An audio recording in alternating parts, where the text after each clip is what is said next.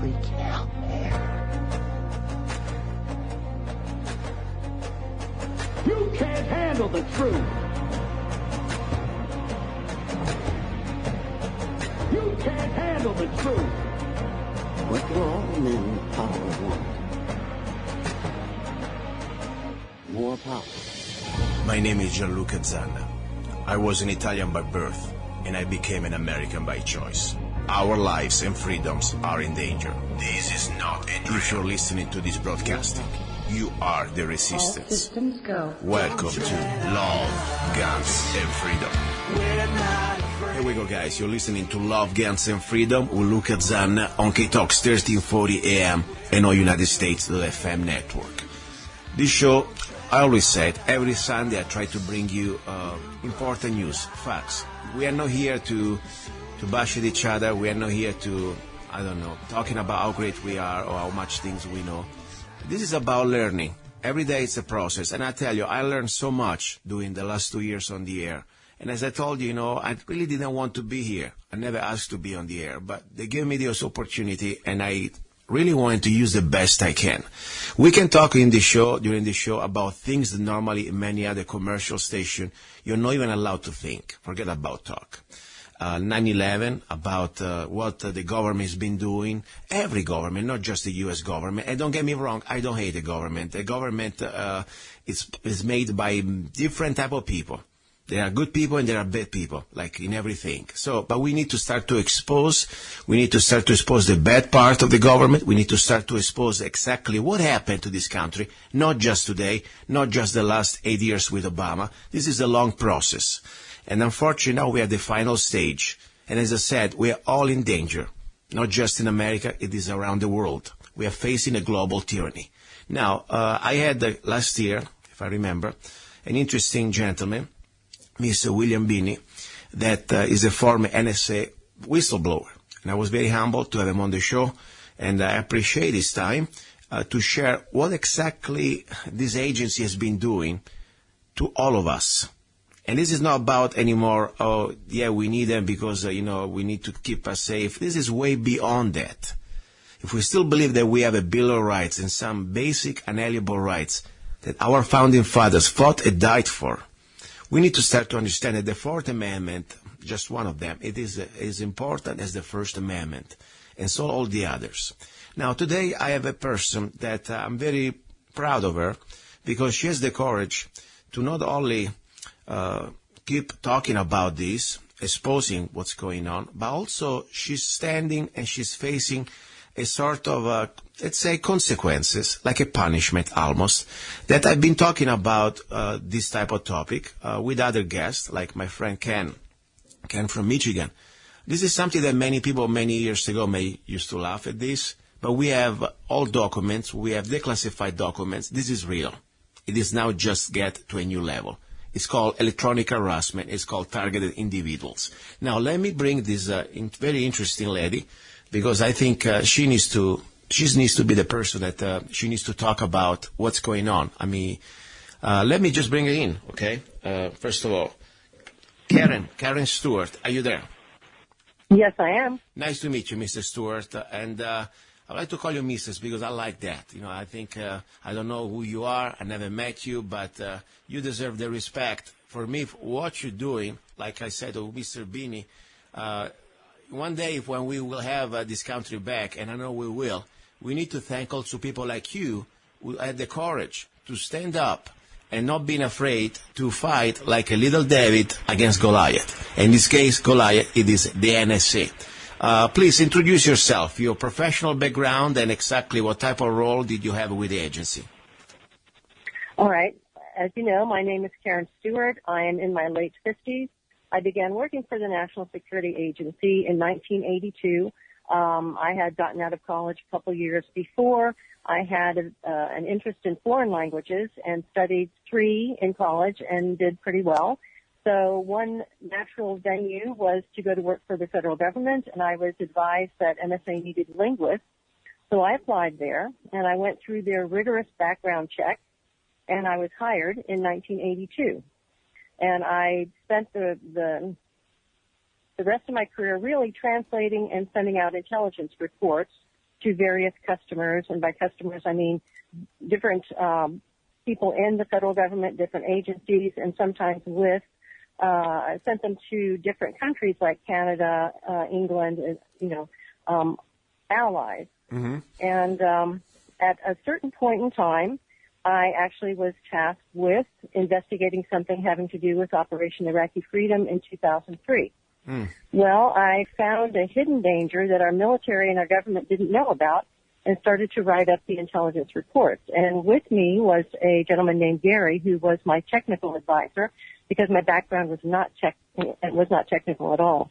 So he reviewed the beginning reports, and he said, this is very important. We need to put these out, and I'm going to go show these to the office chief, who was the director of the Weapons and Space Directorate.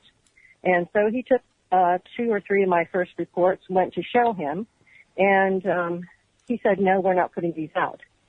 And that shocked Gary. It shocked me. And we both questioned, why in the world would you not put this out? And we tried to explain to him that if you don't put this out, you're going to have very high casualties in Operation Iraqi Freedom when you don't need to. Mm-hmm. What had happened was that a private Russian company had evaluated, apparently, our signals for our weapons and had come up with a GPS jammer for those weapons and had been selling them to Iraq secretly.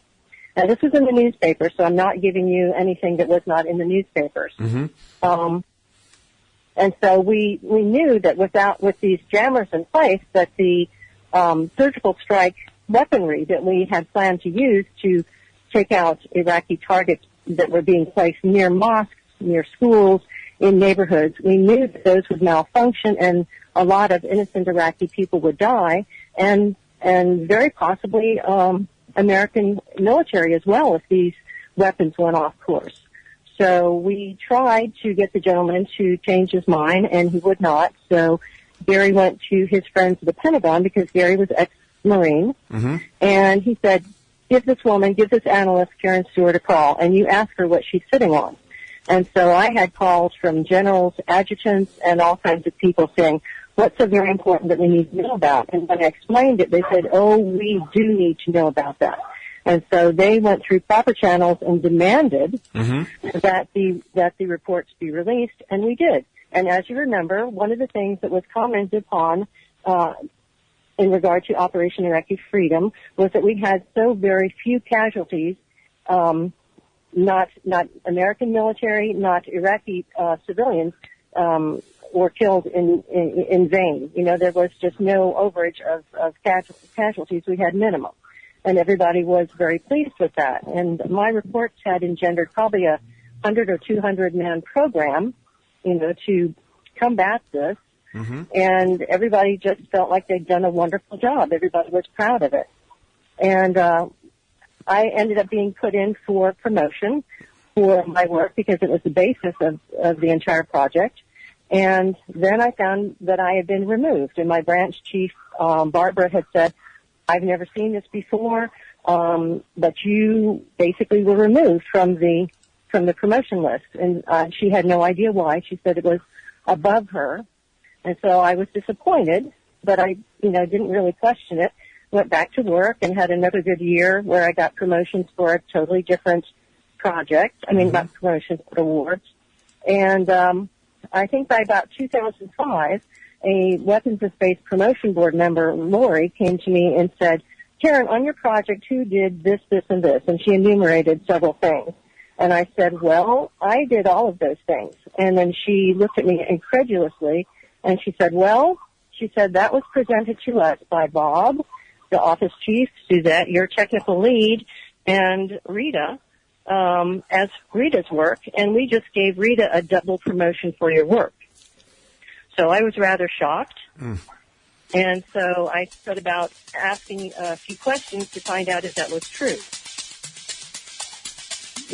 And so at the point I started asking questions, Suzette, one morning in the office, screamed, "Hey, Karen, your your article about NSA computers is in the Baltimore Sun. Well, I'm not a computer person. I have never given anything to the press other than what I'm doing right now, this year. And it was ludicrous that I had done anything like that, especially what she was saying was she was accusing me of taking classified information and leaking it to the press. And in so doing, she was alerting the office, trying to make the office think that I had done something criminal. Wow. So at that point, somebody who was duped into believing her called security, and security demanded that I come down for a polygraph. And what this whole thing was a setup to defend them, so that I would be discredited before I could take my complaint higher. So I went down to security. They demanded a polygraph. I was irritated. I was insulted. But I said, you know what? At least I have no worry about passing the polygraph. I've never had a problem with it over 20 years. So I said, okay, I'll be vindicated and this insanity will be over. And I'll be able to talk to people and say, why did this other person get permission for my work? So I took it, but I went down, and when the polygraph examiner from NSA Security got me to the room, he stood there and let all the other people in the hallway go to their respective rooms for their routine polygraphs, because people get them every 5 years. And when the hall was empty, he kept us standing there 2 or 3 minutes, which I couldn't understand. But when the hall was empty, he leaned over me and started screaming at me and saying that he'd done over 2,000 polygraphs, that he was going to get me if I tried to pull anything. And I just was absolutely shocked. And I was verbally ambushed, which is something that is absolutely, totally unprofessional to do. Yeah. That type of thing gets it startles you. It gets your adrenaline pumping high. Yeah. And if your adrenaline is pumping high, you can't pass a polygraph. Exactly. I'm not an expert, but a regular guy like me, I understand if it's very easy to manipulate the result. All I need to do is make you upset or make you stressed out, and you're going to be, your body is going to read exactly the way you feel. And not because you're lying, just because probably you have now that stage of adrenaline, as you said. So bottom line, that was kind of interesting. That's what I said. I don't trust any of this polygraph, even I've done nothing wrong, because that's something that can be proven, can be easily, first of all, bypassed. Some experts they know how to do it, but the same way they also can get the result they want if they are a little prepared with an ambush like that. So how ended up this situation with the polygraph? Well, we went into the room where the room has a camera and a audio recorder, and of course the hall did not. So nobody saw or heard him do that except for me. Yeah. So when we got inside, he had been like a Dr. Jekyll, Mr. Hyde, and he became polite again and said, "Have a seat. We'll get started in a minute." And I said, "What was that about in the hall?" Wow. And he said, "What was that? What was that?" Oh my gosh. Sorry. And I said, "No, you just screamed and threatened me in the hall." I said, "What is wrong with you?" He said, "No, I did no such thing." And I said, "Look, I don't know what your problem is, but I don't want to take a polygraph from you." And I said, "I prefer not to take a polygraph today because you've made me upset." And I said, "That's unprofessional and that's dishonest." And I said, "I'll be glad to come back tomorrow or next week and take a polygraph from somebody other than you, because I don't know what is wrong with you." And at that point, he said, "You will take the polygraph now and today, or I will have the FBI come and arrest you." Wow. Oh, my gosh. So against my better judgment, I took it, and I did flunk it, because my adrenaline was sky high. It probably registered that I was lying about my name. Yeah. So, I knew that was a bust, and I was very upset about it, went back to the office. About a week later, NSA Security called and said, "Well, you flunked your polygraph." And I said, "Well, yes, of course. When you scream and yell at people, you're going to get that." And they paid no attention to that. They said, "Well, we'll have you scheduled for another one in a month." And so I came back and took the polygraph in a month and explained to the gentleman what exactly had happened. He showed no response whatsoever, but he gave me the polygraph, and I felt like I had vindicated myself that, okay, that's fine. I'll pass and everything will be good. Mm-hmm. Well, a week later, they call me up and say, well, we are going to call your second polygraph indeterminate. So we're going to want you to come back for a third, and by the way, last polygraph, because if you flunk the third polygraph, you're fired. Wow. And so I was very upset and angry. You know what is weird? It's weird that we have the fox being, as you say in expression in English, checking on the chicken coop. I mean, it's supposed to be something that is very easy to manipulate some data like this when you have some element, especially upper management, has a problem with you. I mean, after all, it's a small little club there. I mean, this is not like an independent polygraph. We have the same people that probably you got on their nerves. They give you the polygraph and they control the data, and it's so simple to manipulate the data. Don't you agree with me? Yes, that's exactly what happened. I think Bob, the office chief for weapons and space, basically said, we've been found out. Can you help us? And security probably coached Suzette to scream the accusation across the room, because that would show pre-knowledge on her part. If she knew somebody was going to leak something, that showed pre-knowledge. But nobody ever questioned that. And nobody questioned, why would you scream something like that across an office unless it was to set the person up? When was that exactly? Yes. When was the year? Just to be sure I got it down right. When was the year? When that happened exactly? Which year? That happened in early August 2005. Wow, that was a little bit ago, 11 years ago. From then, yes, I've been fighting this for over a decade. Wow, that's also a big expense.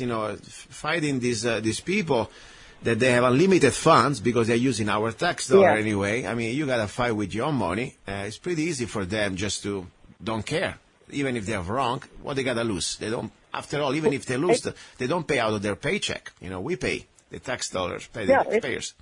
Yes, it's taxpayer money they use to harass and destroy people. Let's go from there. What happened after that? You got fired. I mean, you had a great career. You got a great job. Life must be changed a little bit. I don't want to go into your personal life, but tell me a little bit exactly how life changed. What did you do? I mean, what exactly started to do? What started to happen in your life? Well, I do think I need to explain about the third polygraph. I went back for the third and the last polygraph, and as I was sitting in the waiting room, another man, a huge man, like a football player size, came up to me, put his hands on his hips, and started berating me. And I knew him from no one. I never met him before, and I was starting to get upset because I was confused. I had no idea who this person was or why he was attacking me. And at that point in time, the polygraph examiner came to the waiting room and said, "It's your turn, Mrs. Stewart," and I left. And so I had no response to him whatsoever. And we went back, and the woman was a young woman who was very concerned. She said, "Look, I see nothing in your background that indicates any problem." She said, I don't know why you're having a trouble with these polygraphs. And she said, "You know what? I'm not going to give you a polygraph until we sit down and hammer everything out." So we spoke for 2 hours. And at the end of the 2 hours, I had calmed down because she was a professional. She was on the up and up. And so I took the polygraph, and after I took it, she was packing up her stuff, and I was getting ready to leave. And she said, "Look, Mrs. Stewart," she said, "I'm not supposed to tell you this now. We're supposed to wait for results and for them to call you in a week." She said, "But you passed this third polygraph." And she said, "Frankly, you passed the second one, but they just called it indeterminate because they wanted a third polygraph." She said, "I think everything's going to be fine." And I was so happy to hear that, because this had gone on for probably about 5 months was between the first polygraph and the last one. So I thought, well, these people have tried to destroy me and my career to hide the fact that they stole my work, and they stole what apparently turned out to be a double promotion for that work. Wow. And the Rita person had gotten it. And I didn't know why I had been so stabbed in the back by these people. But it was apparent that the people in this office in Weapons and Space were out to destroy me, personally and career-wise. So I began applying for a different job and ended up a few months later, probably about mid-2006, ended up in a in a totally different directorate and a totally different job. Mm-hmm. And at that point, I did some on-the-job training, and when I felt comfortable there, I went to the Inspector General and explained what had happened to me, and I asked for an investigation. And the liaison to the new office said, that's fine, this is exactly why we exist. I would love to delve into this. And so I thought, okay, we're going to get some action here. Okay. And 2 days later, the liaison called back, and he said, I spoke to the Inspector General about this. And he says, we don't care why anybody gets promoted. So we're not wasting our time investigating this. Okay, forget about anybody get promoted. When somebody get fired, I mean, can we talk about that? I mean, Sure. It's just that after going to the Inspector General, I was called down to security again. Yeah. And was threatened with being fired for being paranoid and delusional because I thought someone had stolen my work and my promotions. Oh. And so it took them from 2006 to 2009. Mm-hmm. They ended up organizing a harassment and stalking campaign using NSA security personnel. And I know it was NSA security personnel and contractors because some of the nitwits forgot to take their NSA badges off when they were stalking and harassing me outside of NSA. Can we just give an example? Because I may imagine, but, this is not a movie. This is not Nikita. This is real life, okay? Can you give us an idea how did they harass you? For example, you were minding your business. I don't know. Maybe you were in the grocery store. How did it exactly happen? I have no idea. Well, what they would do is send one, and then later they would send more people in. If you went into a grocery store, or if you went running errands, there would be people who would box you in the car and make sure that it took forever for you to get anywhere. Mm-hmm. So they'd harass you on the road, and then you would park, go into a store, and then you would have people who would get in your face, follow you around 2 or 3 feet away from you. Mm-hmm. I actually went into an area of a store and was looking for bras, and one of their males came there and was pretending like he was looking at bras, and I said, for yourself, Wow. Who are you shopping for? And he looked at me, and then he realized he was pretending to look at bras, and he had no idea what he was looking at because he was really watching me. And so they were very overt and stupid about it. But I guess really that they were just being so obvious as to try to intimidate me. Exactly. I don't think they are stupid because this is something they can do in a way that they want to send a message. I mean, and for people out there, they say, what's the matter? What's the point? You know what? We're talking about here one of the most powerful, probably not really well-known agencies in the world. That they have unlimited resources and they have unlimited funds, at least a lot of money, and they have people out between that they are contractor or they may be official. That unfortunately, as I said, there are good people out there, but there are also people that they have, I don't know, sometimes they hire a special type of people, and you need to be an evil bastard, I'm sorry, to do some type of jobs.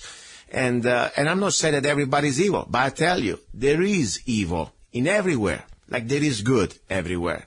So it would be very disturbing when you start to see day after day people that that they're not regular people. They start to follow you everywhere, and you never know exactly when it's going to end. Maybe just a little bit of a harassment, or maybe they're going to pull one of these the heart attack gun or some other drugs that you may completely be gone. And yeah, she died and she had a heart attack. I mean, seriously, we never know. This is not a movie. This is real. So I may partially understand because I never had that type of thrill in my life, and I hope I'm never going to have it, but I can have an idea now. Now, I don't want to go into personal, but do you have a boyfriend or a husband around you? Husband. Husband. I mean, I'm sure your husband, he must have a lot of pressure too, because understanding what's going on, and especially what they've done to you and what they were doing to you, how did he cope? First of all, how did he understand what's the situation, was supporting you in your choices? Well, at first he couldn't believe that a professional agency would do such a thing. Mm-hmm.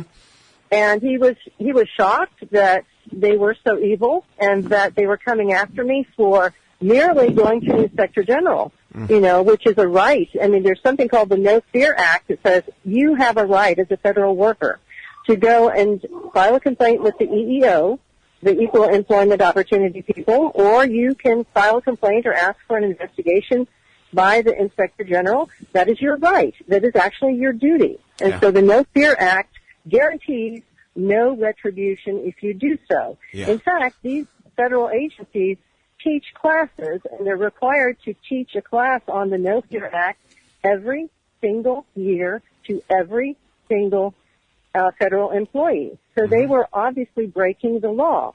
In fact, the stalking harassment, I think they got frustrated that I was not reacting to them. I was more or less trying to ignore them, but they got so frustrated toward the end of 2008 and into the beginning of 2009 that they poisoned one of our pets and killed it. Wow. And they started the coordinated aggressive driving attacks on me between my home and work. And anytime I would go out, frankly, even to like a store, grocery store or something, they would have multiple people waiting along the way to try to cause me to wreck. Wow. Do you have at that point, do you have a video camera? At that point, it was dangerous. Mrs. Stewart, do you have always a video camera on you? Because that's my humble opinion, my humble suggestion. I would have 3 cameras on me running 24/7. Did you ever able to record or tape any of this type of harassment? The bad thing was between, I recorded some of the people. I wasn't able to get the harassment because when you're trying to not wreck, you can't really hold a camera. Yes. But one bad thing for me was that going from my home to a federal agency, especially NSA, you are not allowed to have a camera in the building. Yeah. You're not allowed to have a camera in the car because that would be a felony. Wow. So I was not able to bring a camera with me at all between home and work and back. I understand. No, So, I understand. I didn't know this law. Interesting. Yeah. But meanwhile, it's funny because the NSA can spy on us 365, 24/7, everywhere we are, every email, every computer. There is no more Fourth Amendment. They are in complete violation of our Constitution. But, of course, if you bring a camera close to their building, you go to jail. Not jail, federal prison. And you couldn't even bring a cell phone because they had cameras in them. Exactly. Interesting. Now, how is it going now? Because I understand that you're still in litigation. You still try to get some justice for your what happened to you on the as you've been terminated. And there is more, I guess. This is not just anymore about how your job ended, your career.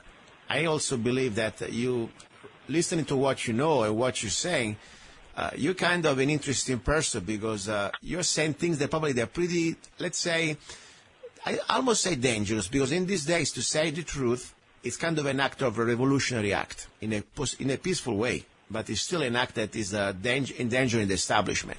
What is exactly you think the things that you're saying out there that they may hate the most, they're more afraid of? Well, I've said they're mad at me for 3 reasons. For the Inspector General request, because I found out from another person that Rita, the woman who basically received my double promotion, had actually been sleeping with several of the weapons and space male managers and had compromised them. Wow. Which is what NSA security should have been concerned about, because NSA is very concerned about people who could fall for blackmail.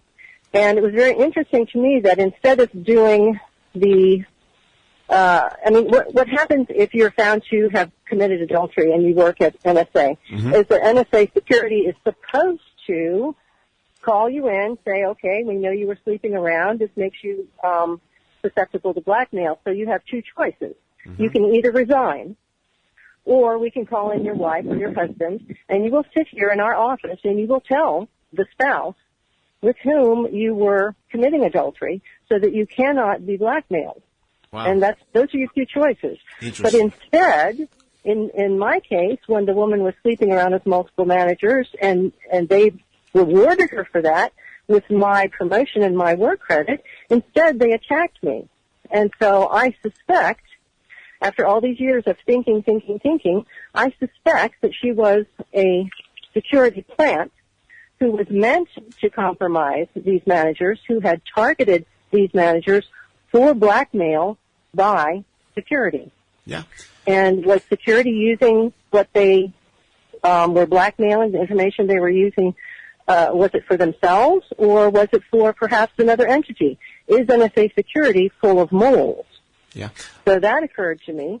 The second thing they're very mad at me at is that one of the NSA executives in the computer area, I actually saw leaving my home in August 2006 when we discovered that somebody had broken into the home, broken the sliding glass door to the back of the house, and we didn't notice anything missing, so we had thought it was a burglar, but then we noticed that we had missing car keys, missing house keys, missing mail keys. And at that point in time, our mail started coming opened and late.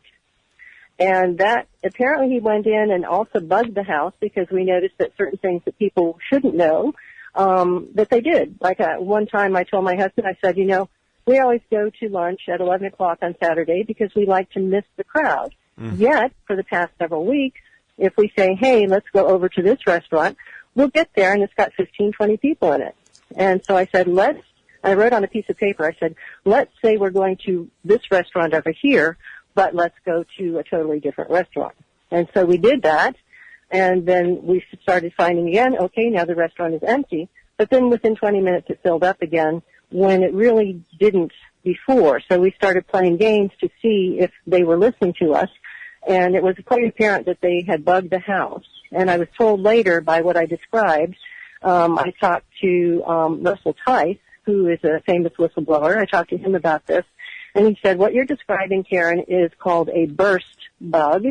It passively records everything for about 24 hours, and then the electrical sound that you're hearing at night is the burst.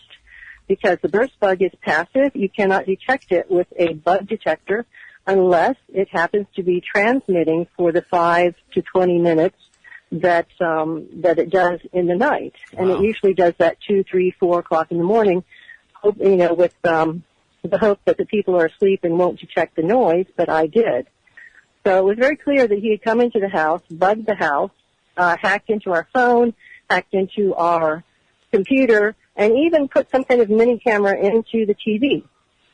So, and I would like when I found out...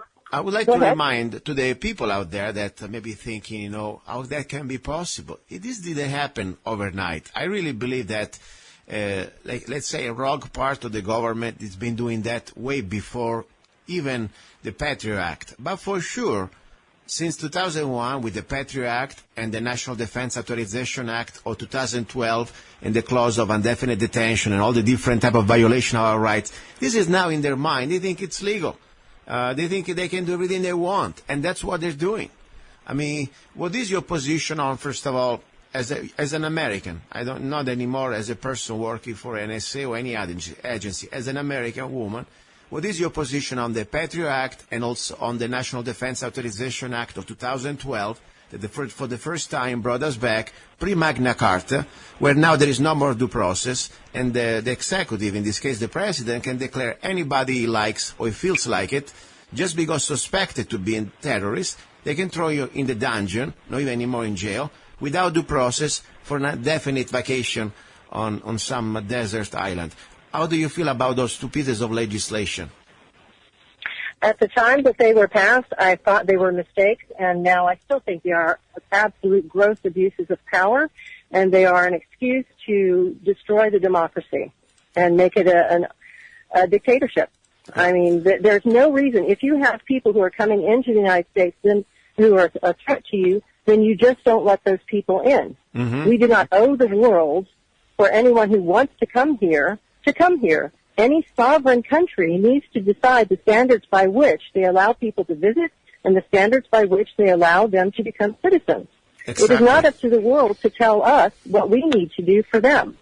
Yeah, and this is exactly the point. You know, when I go to the airport, a few times that I used to go, I don't travel anymore because I don't want to be sexually abused.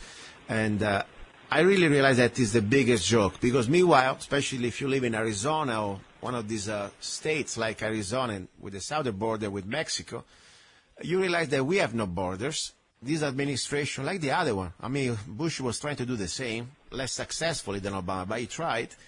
They tried to abolish completely the borders, and anybody can cross the border at night or during the day. And then, of course, grandma or grandpa must be sexually harassed, or your little baby must be sexually harassed, or you must go through a dose of radiation called this X-ray machine or whatever they are, because you may be a terrorist.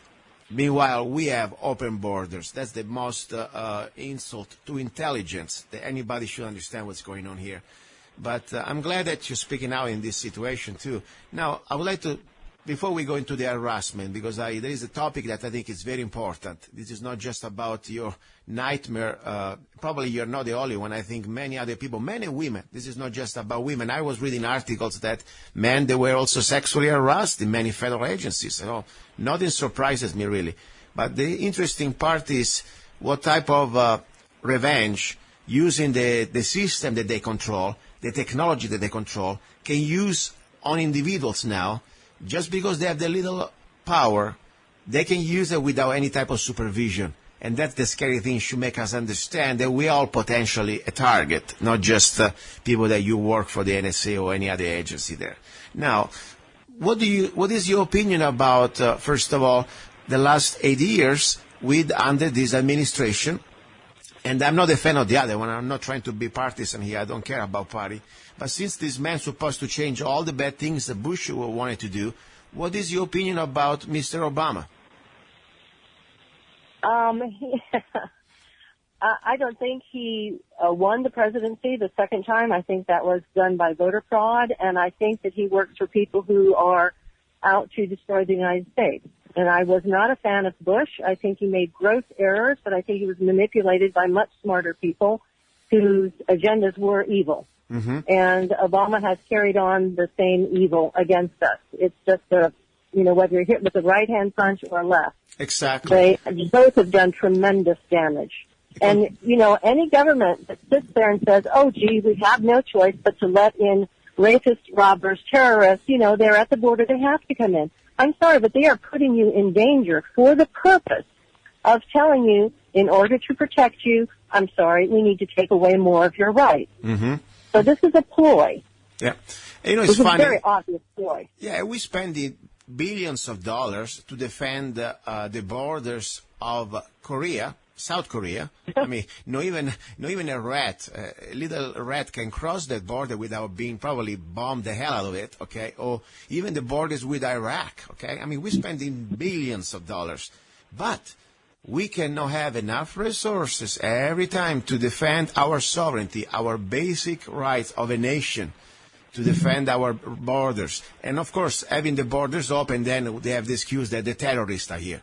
Now, talking about terrorists, I really believe, this is me talking, I'm not speaking for you, of course.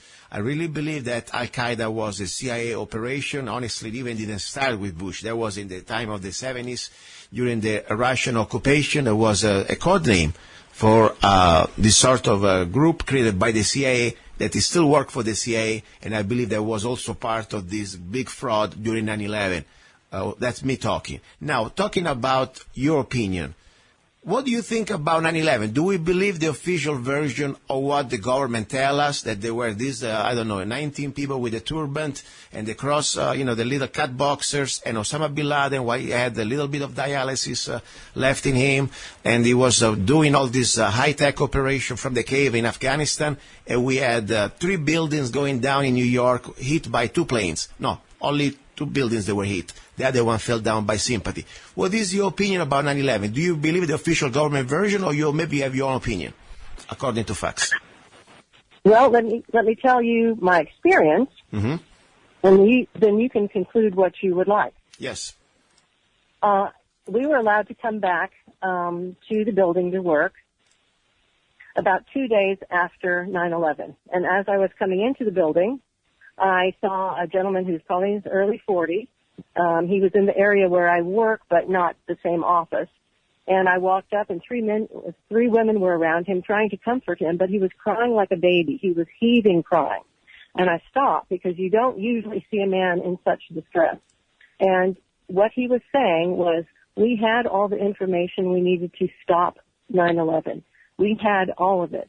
He said not one of those people needed to die, but NSA management would not let us report the information. We were forbidden to. We were threatened. We were told that we would be basically called out on insubordination if we did. We'd be fired or worse. He said we could have saved all of those people. Wow. And he said that over and over again, and he finally went back to his office, having stopped crying at a certain point and recomposed himself. And the women went off to their offices. I didn't know them. And I went back to my office absolutely, totally shocked. And I thought, maybe there's some misunderstanding. Maybe something will come out later. And I didn't hear anything later. Nobody said anything other than, oops, we didn't know, and you didn't give us enough money, and, oh, the Constitution got in our way, and all those lame excuses. But years later, I ran into a gentleman who had worked in the very same office, had written exactly some of those reports that warned about the plot, and he said that he had tried to rework the reports. He said because his management was just acting dense. Like they really didn't understand that people would die, that thousands of people would die potentially. And at a certain point, they told him, stop resubmitting these reports. You are not to do any more work on this. And if you continue, you're going to be in trouble. Well, he kept trying to plead for the people's lives. And they sent him to security, to psychological services. Wow. And they told him, look, we're going to write you up as being paranoid and delusional. Wow. We're going to say that you're obsessed with World War II and kamikaze pilots. You are mentally unfit to hold a clearance, and we will be firing you. And they did. And he was probably the most talented multilingualist NSA had ever seen. He spoke 14 different languages and dialects. I mean, this is invaluable. You do not throw away a person like this.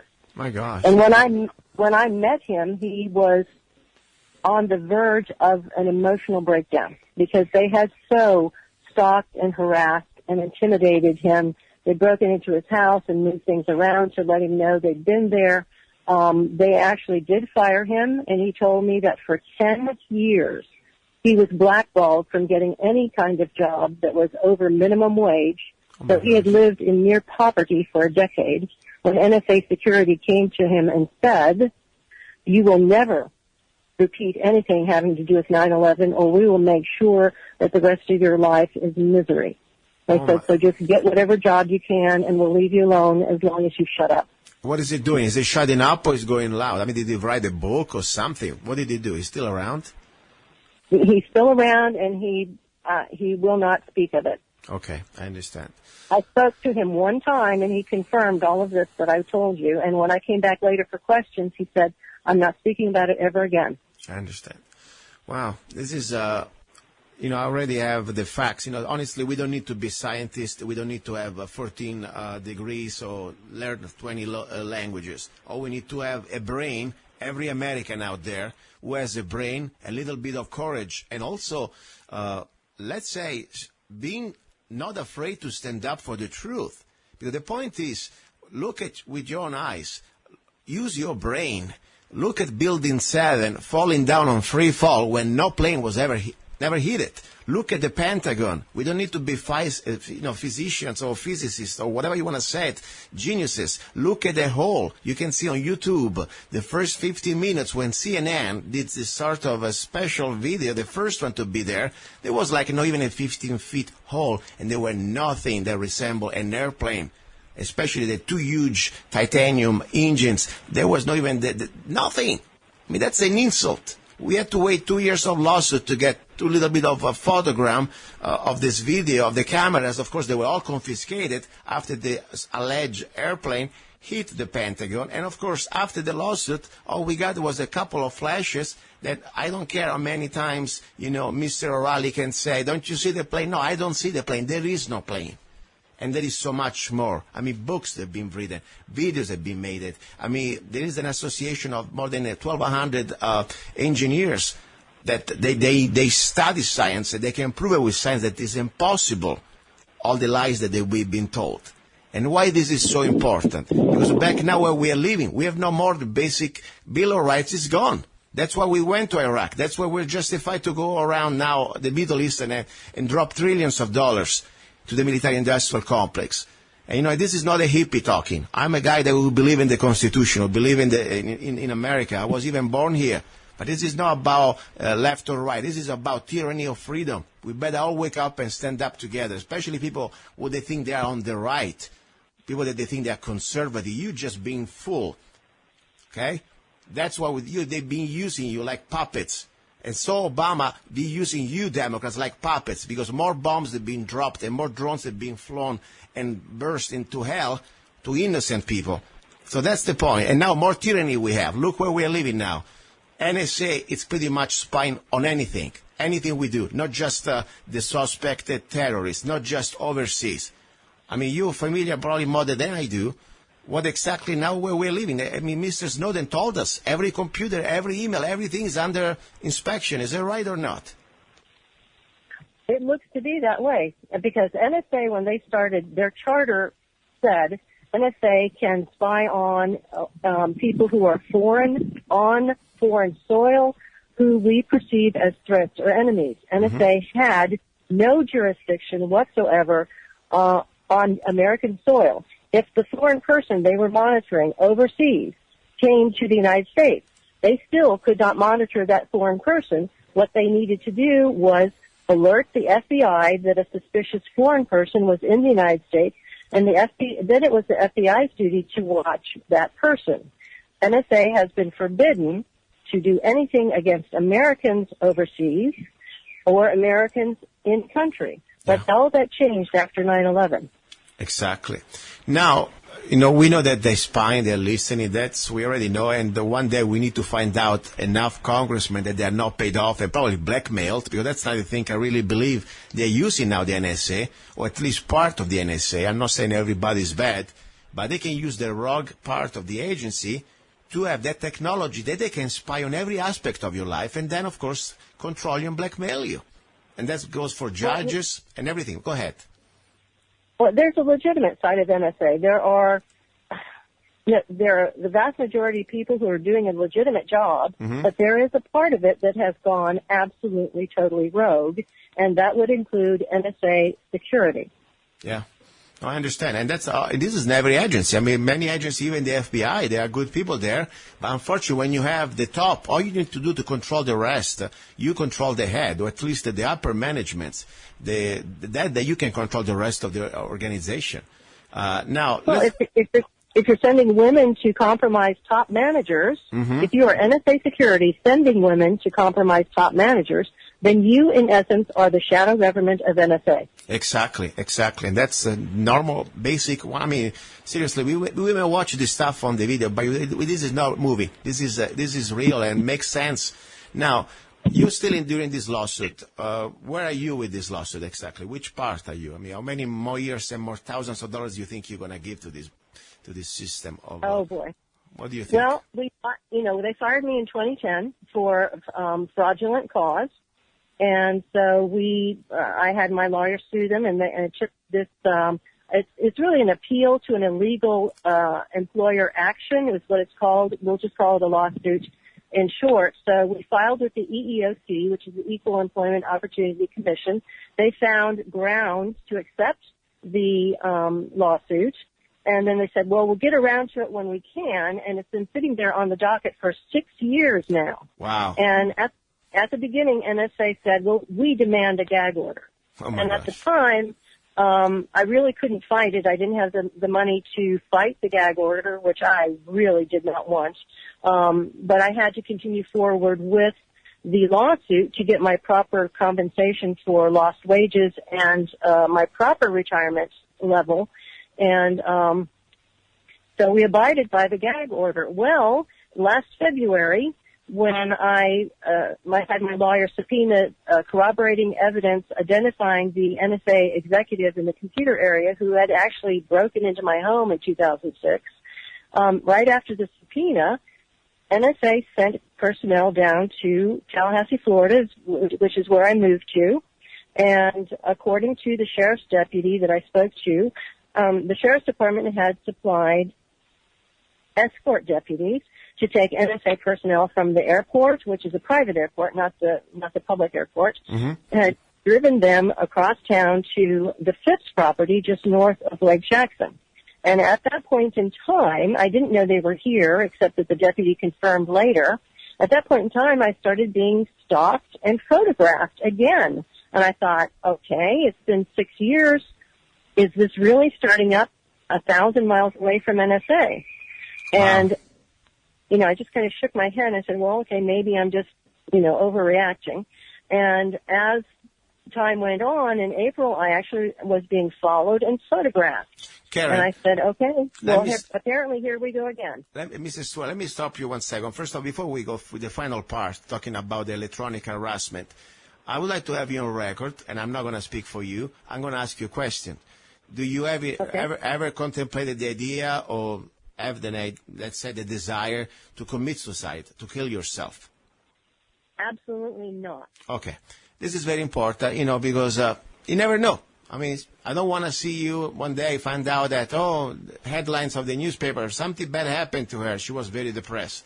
Now, tell us exactly everything you can. I'm not going to, interrupt you. What do you think about this electronic harassment? Because I know that it's real. There is the technology there. They can do this. Long time ago, things have been declassified. It's not even from the 70s. I mean, even the 60s, they had the type of technology. But now, new level with satellites and lasers and many other things. What do you think they're doing to you? What type of harassment, and especially now electronic harassment? We will talk a little bit about the physical harassment with individuals. What do you think what they're doing to you now? Just to fill in a little bit, when the NSA people started stalking and harassing me, they apparently went to the FDLE, the Florida Department of Law Enforcement, told them the usual lie that they do with any whistleblower, that person is crazy, dangerous, traitor, pedophile, eats kittens, some kind of outrageous lie. And the FDLE apparently has a civilian group called InfraGuard, and it looks like those people were told some kind of horrific lie about me, told that they needed to be organized into stalking and harassing me 24/7. Well, that went on from April into November, and like I said, I tried mostly to ignore those people and even made fun of them. But by November, apparently NSA was getting rather impatient for me to be scared and drop the lawsuit, and I wasn't doing it. Well, at that point in time, I was mad enough to start posting things about NSA, and one of the things that I posted had to do with my experience in regard to 9/11. Wow. Well, at that point in time, when I posted my experience, Bill Black Jr., who was the 16th deputy director of NSA, attacked me online as being some kind of ignorant troll. And I told him, I said, no, I worked for the NSA. I know what I'm talking about. I am telling the truth. And at that point, he blocked me, cut me off, and shortly thereafter, I started becoming harassed with high-tech technology like ultrasonics.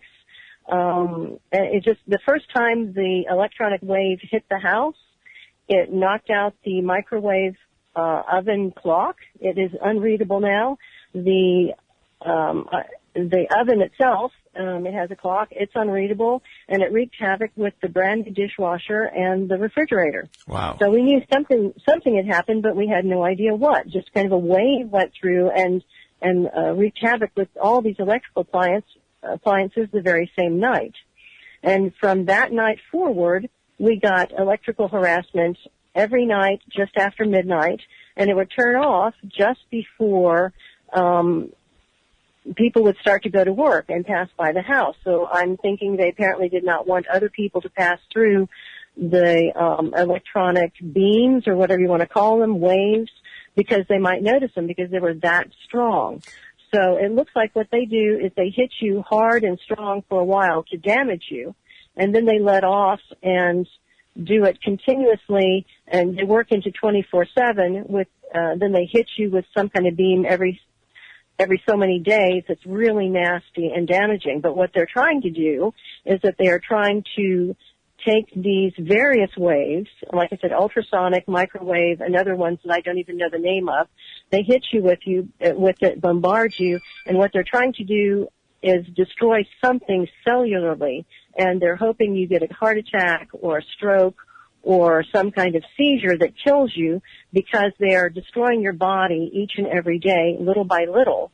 And with me, I would go out, leave the house, and try to get away. And what they've done now is they've gone to the criminal class in Tallahassee, and they've given them what appears to be small, mobile directed energy weapons, and they instruct them to follow you wherever you go. So if you sit in a restaurant, you'll find that 2 or 3 people will follow you in and aim these things at you. Or in a car, people will block you in so that they can spray you with it as long as possible. So that's, a lot of the people I think are not covered 24/7, but the people they're definitely trying to kill have this accelerated program where they are trying to expose you the longest to the most strong weapons they can without getting other people involved. Like, they want nobody else to notice. Like, if they aim it towards your house in the night, they do it line of sight, because they don't want somebody in your house, in the house next to you, to notice and report this to the police. Yes. And part of it is that people don't understand that it exists. So if you talk to the police, they blow you off as crazy. Karen, and that's also part of the plan. Listen, I need to stop 1 second because I'm running out of the hour, but normally I don't do this. What you're saying is so important. I need to put you in the second hour. Normally I have other things I'm talking about, but this is something normally, we read but we never had a person like you that is going through this. Please, listeners, don't go away. The second hour today, we will talk about guns, but this is probably the most important thing. We must understand what they're doing to us. You're listening to Love, Guns, and Freedom with Luca Zanna on KTOX 1340. Don't go away. And meanwhile, please, as you know, I talk on this show about things that they're not exactly commercial friendly, and I don't want corporate sponsor tell me what I can say or not. So if you want to support me, you know what to do. Go to lovegunsfreedom.com, or more important, go to zannaart.com. You can support me. You see what I do for a living, and I appreciate your help. Now, ready for hour number 2, and I want to conclude this very important topic about electronic harassment with Mrs. Karen Stewart, former NSA, and a great woman, in my opinion. Don't go away. He's a songwriter, a poet, a rifleman. I'm not afraid. And a constitutional activist. I'm not afraid. Italian by birth. I'm not afraid. American by choice. Gianluca Zanna. I'm not afraid. And his new CD, Love, Guns, and Freedom. 16 powerful songs on one CD from the heart of a patriot.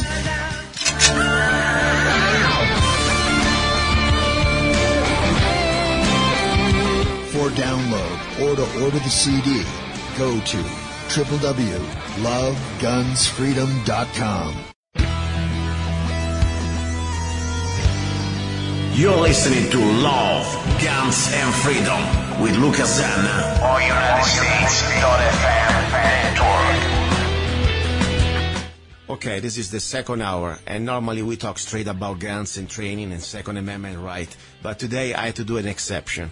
I wanted to conclude this very important conversation with this very courageous woman, in my opinion. I did some research. I don't bring people on the show just because they say what they say. I do some researches, and when I found out a real person who worked for the NSA, and he had a great career, and regardless, the labor dispute, that of course is very important. She needs to find justice. She needs to have at least a system that can guarantee justice, I hope, and pray for. But at the same time, I know, with facts, we know what type of technology they have to harass people and also to intimidate people, and also to, unfortunately, some people have a really bad experiences, may end up dead or with simulated suicide, So this is very important. I also would like to connect it to why we, the people, the American people, we have the right called the Second Amendment. And yes, I understand. Many people say, what really can I do when I have a satellite laser beaming, probably like technology that is even hard to understand.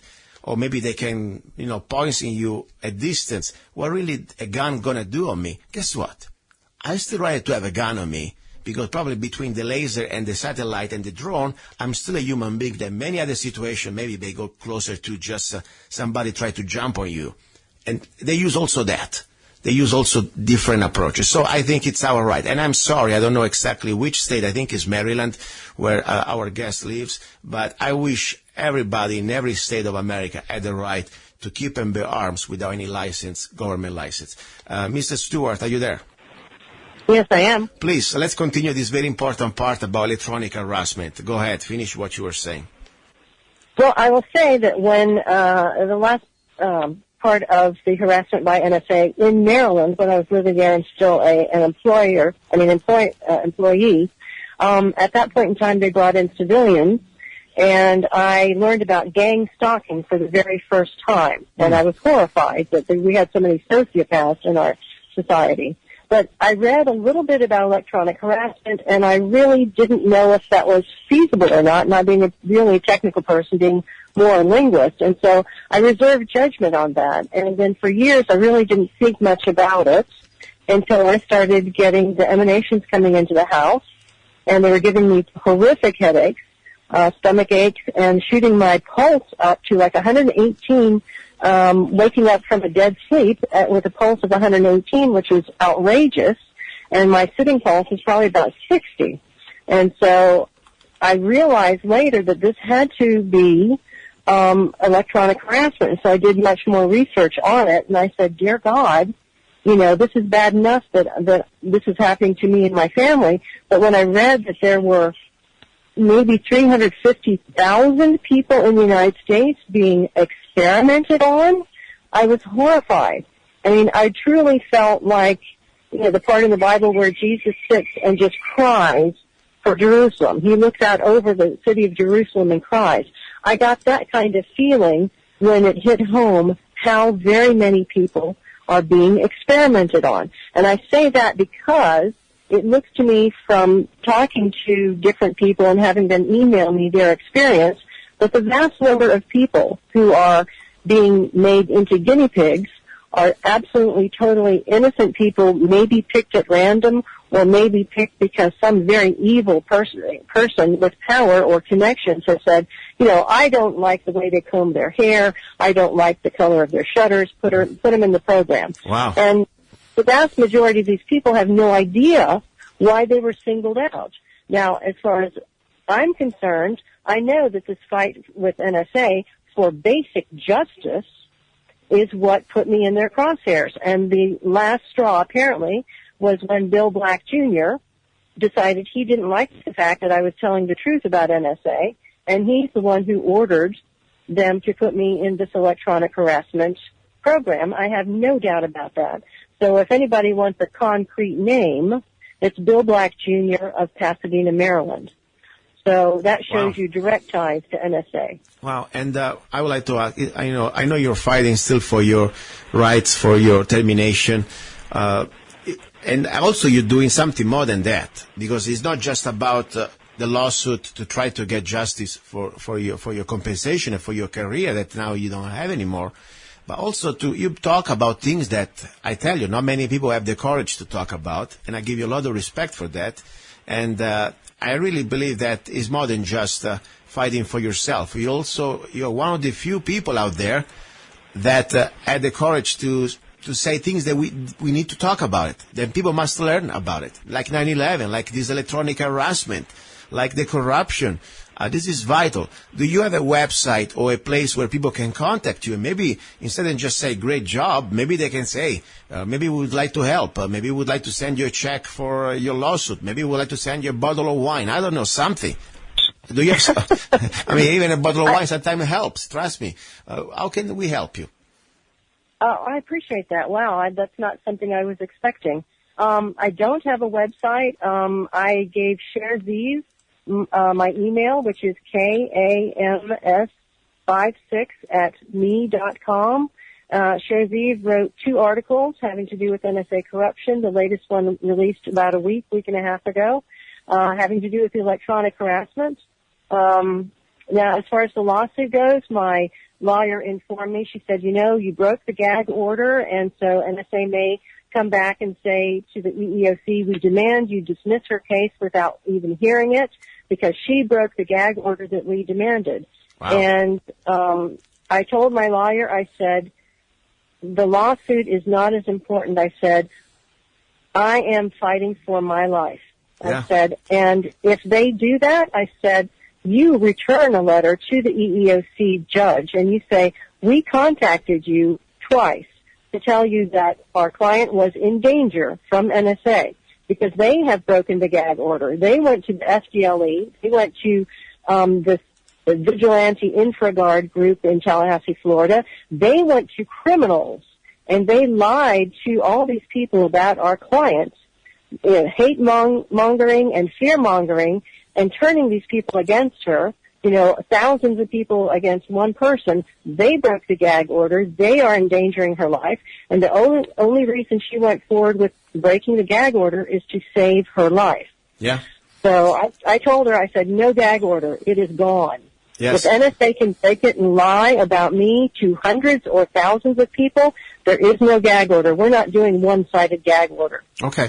This is the hour about, normally I talk about guns. Probably you never heard my show before. And, the first hour it's about freedom, second about guns, and then we talk about love. The show is called Love, Guns, and Freedom. And talking about guns, can you please remind me exactly in which state, I think you live in Maryland, correct? Well, I lived in Maryland when I worked for the National Security Agency. Okay. When they fired me, my husband was still there working for FEMA, and I said to him, I said, look, I'm going to go half the year down to Florida to spend with family because I don't want to be in Maryland because there are neighbors. I just want to slap them for being so stupid as to stalk and harass me because somebody said to. And I said, so I got to spend half a year away from here, and then I'll be back, for the other half of the year. So I moved down to Florida, and I immediately got a carry permit and started learning how to use a gun. Very good, very good. And, this is exactly the point. As I said, they have technology that they can laser you from Mars, okay? That's another story. Still, let's not make their life that easy, okay? Because sometimes they go even, low-tech. People get dumped in the river, and people get smashed in the back of the head.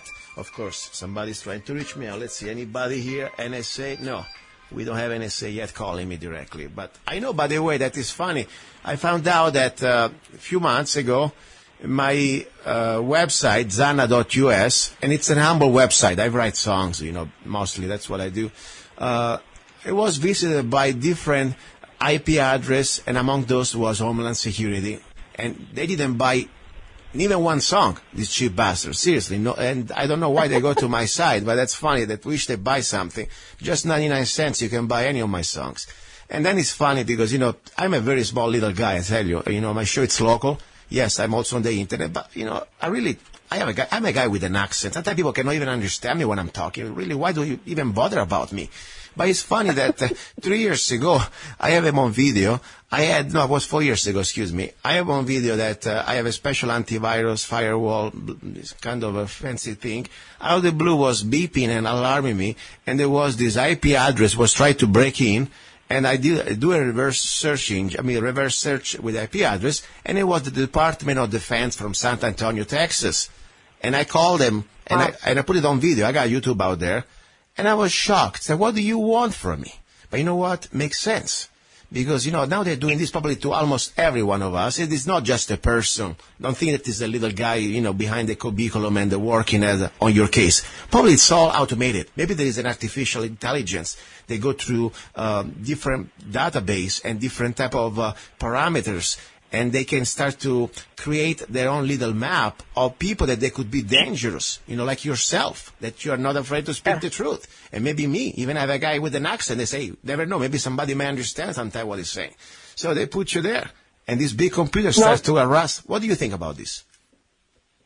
It's just amazing that anybody who tells the truth is now a threat. Yeah. Anybody who tells the truth. And, in fact, you were talking about San Antonio. I'm sorry, but NSA is in San Antonio. So the Department of Defense, you're talking about NSA in San Antonio. But the fact that you cannot tell the truth anymore, without being considered an enemy of the state, that you cannot, in my case, even say, why is somebody else getting promoted for my work? I mean, that is fascism and sexism at its worst, and that tells you what these people are all about. Exactly. And the fact that you're talking about so many of the people who are electronically harassed for fun, for experimentation, are women. Yeah. Well, what does that tell you about the courage of these dirtbag males? And I'm going to make the assumption that the vast majority of these people are like Bill Black Jr., dirtbag males, and they're cowards. Yeah. I mean, electronic harassment is the most perverse and cowardly thing. I mean, gang stalking is bad enough. You know, these jerks where they think that there's some big powerful group because 100 people can gang up on one person. Well, yes, of course 100 people can gang up on one person. But the point is, you people are so cowardly that you need 100 people to confront one person. And you do it from the shadows, and you do it from hiding, and you do it by switching license plates, and you do it by wearing baseball caps and sunglasses and hiding your faces and wearing hoodies. And then if somebody looks at you cross-eyed, you run away. Yeah. So this is like a confederacy of cowards and I who are agree with gang you. stalkers, and the people who do the electronic harassment are worse. Yeah, because it's very true. You know, one thing I tell you, if you apply for a job like that, you must be a psychopath. I mean, I'm sorry. I mean, this is not about defending America or anything. This is about, you know the truth. You know that, when they have cases like yours, they don't care if you're good or bad. I think they just have some sort of a sadist out there that they love to have the little power and to give pain to other human beings. That's all it is about. I'm sorry. And yes, it's a collection of psychopaths who want money to do that. Exactly. And they're worthless human beings. Wow. Sometimes, I tell you, I always, I do these interviews. I don't even think for a moment, And I was talking to some of my friends out there, even family members, and why do you do that? I mean, I don't even get really paid for this show. Honestly, it takes me more time. I have my own businesses. I don't need this, seriously. But more I've been doing this, more I feel like a privilege. When I became an American in 2005, I took this pretty seriously. And for me, the most important part was I took an oath. That, of course, now Mr. Obama removed part of the oath to defend this country, to defend this republic and the laws of this country. And more important, the Constitution, the supreme law of the land. So this is for me anymore, it's no more about doing a show. This is like moving to war. It's an information war against these evil bastards out there. Even if I have a little microphone or I don't care how far I can reach, I have to do this. And more I meet people like you, Mr. Stewart, more you give me motivation. You almost is a good, healthy challenge. As I say, hey, you're doing this. I need to do my part, at least to give you a microphone, at least to give you the opportunity to share this terrible experience. So maybe, and I hope we will, and I know we will, when the rest of, at least of America, wake up, we need to expose them. They're like roaches.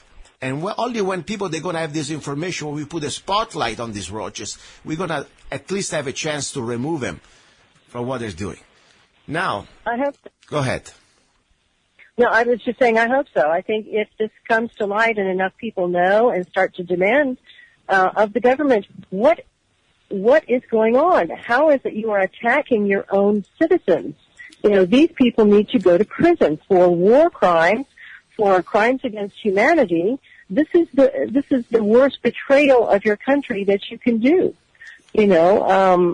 And it's just astonishing that they're getting away with it under the Patriot Act and all kinds of absolutely bogus and ill-intended laws that are unconstitutional. And by the way, people, according to Marbury versus Madison in the 1800s, any law that goes against the Constitution is not valid. It is void.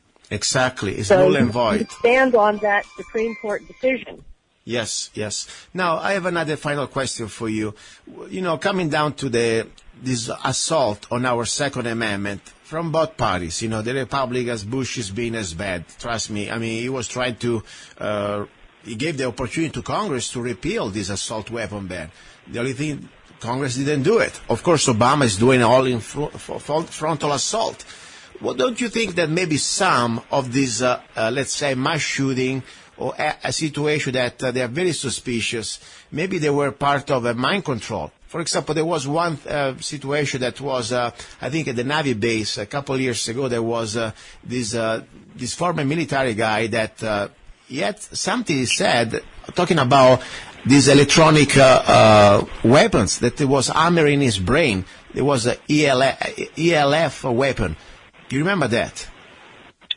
Yes, and I do think that a lot of these shootings are highly suspicious. I think that they groom people to do things like that. In fact, one example from Tallahassee, Florida, in February 2014, a gentleman named Myron May went into the Strozier Library and began shooting people. And, of course, what the Tallahassee Democrat said was, oh, this person had lost his mind, he was sick, he thought that people were following him, and he was paranoid delusional, so we need to make sure to keep guns out of the hands of crazy people. And this man was a very educated, very driven young black man who was working on a case where he was making headway against whatever powerful entity that he was helping to sue. And he was talking about the stalkers in Tallahassee that I have experienced. And I said, dear God, he was targeted. Wow. And he also went on YouTube and was talking about electronic harassment. Well, the man had no idea what gang stalking was. He had no idea what electronic harassment was. And he was driven to a breakdown where he went out shooting. Wow. Well, this was basically, to me, this was a murder. And I will never be convinced that the people he shot at the Strozier Library were entirely innocent. Because, I think he struck out at the people he thought were in the group harassing him for months and months. And like I said, it looks to me like Tallahassee, along with the FDLE, is a murder for hire town. And it disgusts me. Wow. And I don't have any idea what kind of percentage of depravity exists in this town, but it's astonishing. And I pray to God that this is an exception and not a rule across the United States. I hope that the number of utterly depraved sociopaths who hunt and stalk and kill people for federal money is not as prevalent as it is in Tallahassee, Florida. Can I say something funny? I didn't want to say because I thought it was just a coincidence. I got 3 phone calls in a row that last probably 30 minutes. One, I know the person, and I don't count it. But I had 3 phone calls that were all unknown numbers. Okay? Maybe I should answer next one. I may answer. This is funny. I never really receive unknown numbers phone calls. Kind of weird. I don't know. Maybe just a coincidence. Maybe just me. I'm getting paranoid probably. I know one was our friend Ken, and that's fine. But then I got 3 more calls that there were people I have no idea. Unknown. Weird. Okay, Mrs. Stewart, I pray for you. I pray that we're going to get somehow justice. I don't know if we're going to make it in this life, but I believe there is an afterlife. Maybe this is just a test. I pray you're going to get justice also in this life. And I don't know if your husband, does he still live around you or is still back in Maryland? Yeah, he's still up in Maryland, and I've discussed with him, and this is a terrible topic. I told him, I said, I don't know if I can get back to Maryland safely. Yeah. I don't know if I can stay in Tallahassee much longer without being killed by the constant exposure, because I've been exposed since November. Mm-hmm. And I said, I may never see you again, so we need to prepare for that. Wow. It's just up in the air what to do right now. But I would say I thank you for anybody who wishes to pray for me. I heartfully and gratefully accept that, but I'd also ask you to pray not just for me, but for a resolution to apparently 350,000 or more people being played with or toyed with by the most evil people who have existed since the Nazis. Wow. So please include the situation and everyone in your prayers if you are so inclined as to pray for me. Yes. And I do thank you. And I say, probably we're going to get blasted here too, but come to Arizona, at least we're having a party. I got good wine, and I make good pasta, and meanwhile, if we have to go down, let's go down with style, okay? Let's enjoy life. Oh, there you go. And I love Arizona. I lived in Tucson for about 3 years. Okay. And, that's great, but we are even better. If you got to go to Arizona, come to Mojave County. It's better weather, and people speak more English than down there, even with my accent, thinking I'm not a redneck. Okay, I wasn't born here, but I tell you, at least I can speak English. They understand me. If I go to Tucson sometime, I need to start to speak Spanish, and I don't really speak Spanish, but that's another story. Mr. Stewart, thank you very much. I appreciate it, and I love you with all my heart as a brother in freedom. Thank you for what you're doing. Thank you, sir. Thank you. Okay, guys, I want to say thank you to Mr. Stewart very much. Thank you for Kenny from Michigan for this opportunity to share this information. I'll need to take a break. I need to get a glass of probably beer because it's kind of all this stuff is going through my brain, and I know this is not a Nikita movie. This is real, and sometimes I think, oh, my God, am I just watching, or I'm part of this movie? I think in a humble way, I may be an extra, but I'm here into this movie with you. So don't go away. You're listening to Love, Guns, and Freedom. We look at Zanna. We will continue this show. We will talk about guns and more things than guns. We need more than just guns. We need rifles. Don't go away. In this world where everything seems to be going sideways, when you need things set straight, Zanna Coffee Straight Shot Espresso. Start your day with a bang. The best organic and GMO-free coffee beans from around the world to amplify your senses and enhance love for life, liberty, and the pursuit of happiness. Zanna Coffee brings you happiness in every cup. Fair trade, certified, sustainable, organic coffee. That means we do not use slaves. Free Zanna songs with every coffee bag. Find Zanna Coffee at www.zannacoffee.com. www.zannacoffee.com. Don't be cheap. You deserve the best. Get Zanna Coffee at www.zannacoffee.com. Here we go. We end the second hour of Love, Guns, and Freedom. We'll look at Zanna. This is the hour about guns. I had to do this. I had, really honestly, I couldn't let her go. I wanted to have more information about her story, the story of this former NSA whistleblower. And people say, when after you listen to all these stories, the technology that the government or governments can have in general to harass, to destroy people's life, and also to dominate and to kill us. It's a fact. If you look in the history, who is the biggest mass murderer among all? Governments. I mean, look, how many millions of people died under the government. It doesn't matter which government. If you look at the Russian government, if you look at the Chinese government, if you look at the Uganda and the different governments around the world, this has been a fact. The Turkish government, German government, the Italian government. I mean, it's only a question of time. Now it's a global government that we are facing. So that's the point. People say, why do I even need a gun? Why do I even need a rifle? Guess what? I understand. Yes, we don't have the technology as civilians to defend ourselves from maybe a drone or a satellite, but doesn't matter.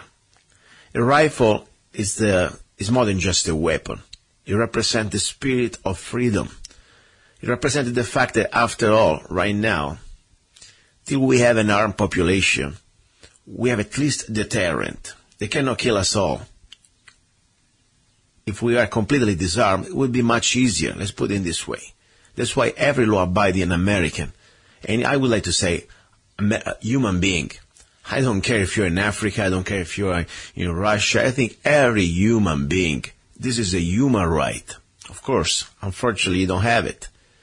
Only America is the country where our founding fathers made it sure that this, the right of the people to keep and bear arms, it wasn't a privilege granted by the government, but it is a right. That's why it was enumerated in our Bill of Rights.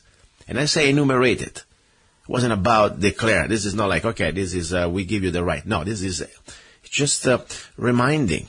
We already have that right the moment that we are born.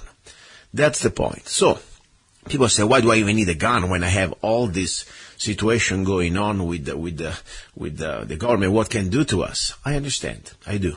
But guess what? Trust me. You better have a gun than not.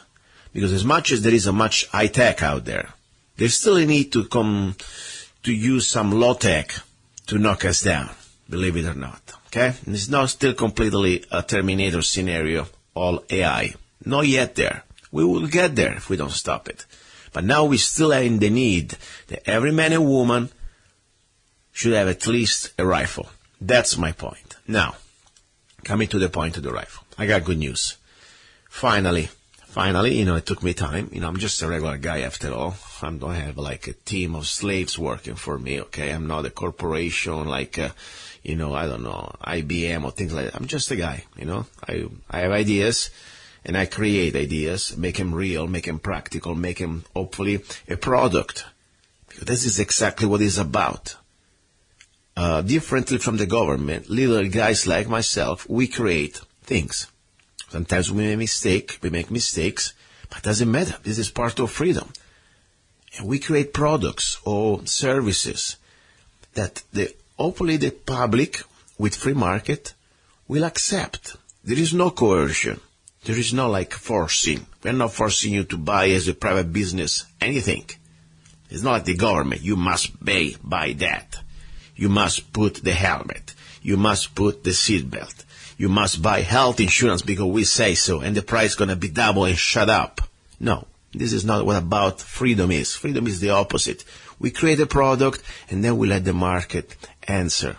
If there is a demand, this product will flourish. And I think there is a great demand, regardless, come to the point. There are out there millions of rifles, okay? I'm not a big manufacturer. I'm not a manufacturer at all. I'm just a guy with an idea. And the idea that I have, and I had, it was like a vision.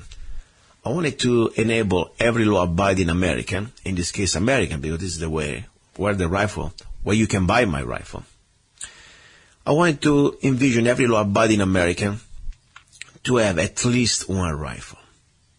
I say more, but at least one. And the rifle for me should come before even the gun. Because as I said, the gun is to defend your person. If you want to defend freedom, you need a rifle, okay? Now, I wanted to make this rifle affordable. Affordable in a way that also gives you quality, not just some junk. I want something that is accurate, can give you at least 4 minutes of angle, can be reliable, and more important, also is made in the USA. That's what I wanted to do. I wanted to keep this price under $500. Exactly $499. And also I wanted to give you more than just a rifle. It wasn't about just, okay, let me give you a rifle, and so what? Then you have another rifle you're going to stuck in the safe, and you're going to forget about it. No. I would like to give you inspiration. I would like to give you an opportunity to share this inspiration, and also I would like to give you some education. And don't get me wrong, I'm not an instructor, I'm not a professor, I'm just an humble guy who tried to learn and share what I know. That's it. So let me explain this. The concept is called Don't Trade on Us, the Freedom Rifle by Zanna. Yes, by me, because I, the one, worked my ass off, put it together, this idea, for $499. This is a concept rifle. Let me tell you how it works. So if in case you're interested, you can look for it. Look into it and buy maybe one. First of all, I'm not an FFL dealer, and I don't want to become one. So I'm not going to sell you the rifle itself. What I do, you go to my website, freedomrifle.com, freedomrifle.com. We redirect you to a page. You will see how it works. But let me give you the short story. When you go to freedomrifle.com, you will be able to purchase the upper of this rifle. And now I'll tell you more details what type of upper we are talking about. The upper, it is pretty much what you can see. It's the barrel, the handguard, the sight, okay, the ball group, the charging handle, and the rear sight. So it's all the upper part of the rifle. You buy from me for an incredible price. Great quality, made in the USA. Okay? The only thing is not made in the USA, it's imported, is the rear sight. And normally they don't even give it to you. It's an extra in some rifles. But I want to give it to you. At least you have something to start. Anyway, so you got the upper from me, freedomrifle.com. Then I will direct you to one of my FFL dealers that I work with. It means that we are connected, that we are part of this project. This is a collaboration project. Through the FFL dealer, it's a federal licensed dealer, you'll be able to buy the lower. That is the heart, the serial number of the rifle, the lower of the rifle, for exactly $109. Combine the lower with the upper, you will pay exactly $499. That before taxes, if there is a sale tax, if you buy in the state of Arizona. Otherwise, if you buy outside the state, you don't pay that. You just pay for the shipping. Now, let me tell you how it works. You don't just get the rifle. You get more than that. First of all, you get a copy. I really like it a lot, by the way. It looks like ancient. It's like an authentic replica of the United States Constitution. This United States Constitution. Very proud of that. Took me a couple of months to find the good place I can get it for a great price, and I give it to you for free. That's my only goal. I want to inspire you. I want to remind you, why do we have a rifle? It is not for hunting. It is not for sport. It is because we, the people, are the last line of defense against all enemies, foreign and domestic. We are the person. We are the people. That we have to watch the watchers. Okay? That's why we need a rifle. To defend our life, our freedom, our properties, and also this republic. That's what it's about. So I want to give you this beautiful free copy of the United States Constitution. You know what? I could give you some cheap little pocket copy. This is much more, I think, something inspirational. You can put it on the wall, frame it, see it every day, studying it. Great. Number one. Number two, I want to share with you, I give you a free digital CD on one of my best CDs I produced and wrote, Don't Tread on Us. Also, it takes the name from the rifle. For the rifle. The rifle is called Don't Tread on Us. I forgot how many songs. I think there are like 17, 18 tracks, something like that. So you got the beautiful CD, easy to download, free. Number two. Number three, also what you get also something that I'm doing just for the first 100 customers, a free t-shirt. Slaves are never armed, I'm not a slave. With a freedom rifle. Okay? This is my gift. You get a beautiful t-shirt that you can inspire others. You can go out there and show it to others, hey. And I think it's something neat. Try to go with that to California. Probably they're going to pull you over. And guess what? Let them do that. Who cares? Okay? It's a beautiful t-shirt with a nice rifle. Then you get also, on the ejection port of the rifle, this is engraved. Just to remind you, this is not this average rifle. This is the freedom rifle. Don't Tread on Us rifle by Zanna. Okay? That's it.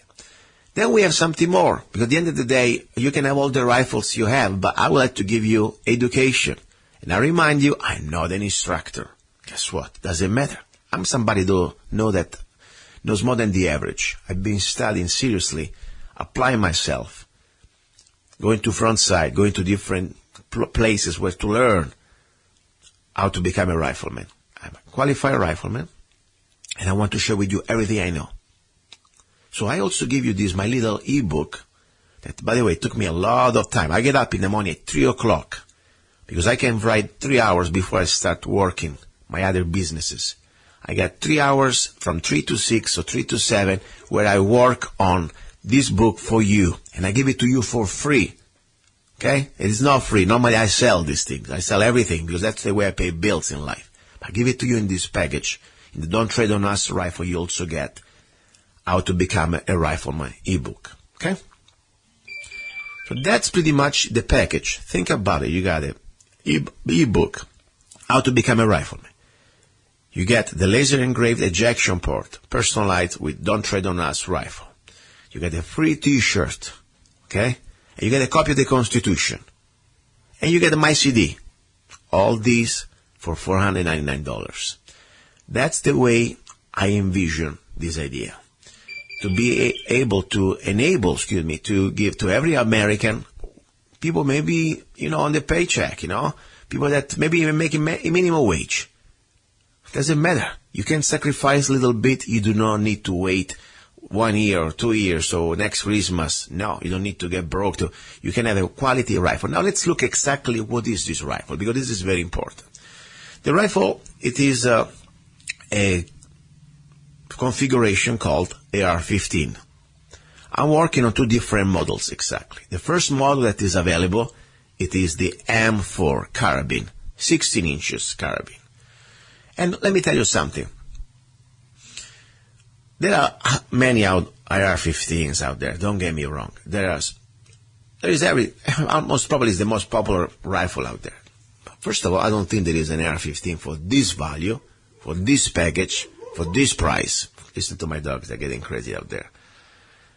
With all this information. But also tell you, this is an incredible rifle because I think it's kind of unique. First of all, I wanted to be sure everything is made in the U.S. The lower is made by Plum Crazy in Lake Havasu, Arizona. It's a Generation 2, super strong. I shot the Generation 1 years ago when I bought it. The Generation 2 is much better, it's improved. You can dry fire in it. You can go thousands of rounds. Honestly, for me, it is even, I don't know, as reliable as the metal lower. I think it's even better. It's lighter. I like the trigger a lot. I mean, without spending much money, it's an incredible trigger. So that's the lower. Ready to go. Complete. Assemble. Okay? And you buy this lower at the place where I will suggest you. And I'm not selling you the lower. I'll tell you, I'll send you somewhere to real FFL dealer that will give you the lower for a great price. When you combine it with the upper that I give you, you pay altogether $4.99. Now, this is the lower. Now, let's go to the upper. The upper was the most important critical thing because I wanted to create a good quality upper. I wanted to have, first of all, fixed iron sight. Everybody in this world now, at least everybody, many people like the, how you call this, new flip sight, all these tactical sights. I want something solid. I want something that's going to be there. I don't know. Especially for marksmanship. Remember, the idea of the rifle, it is not to shoot at around the house, okay? Yes, if you have to do it, you will do even with this rifle. By the way, it's very, very compact, of course. We're talking about 16 inches barrel, so it's very compact. But the idea of the rifle is to shoot your enemy before they can see you. The ideal rifleman should be able to hit a target 4 minutes of angle at 500 yards. That means that you can hit 20 square inches at 500 yards.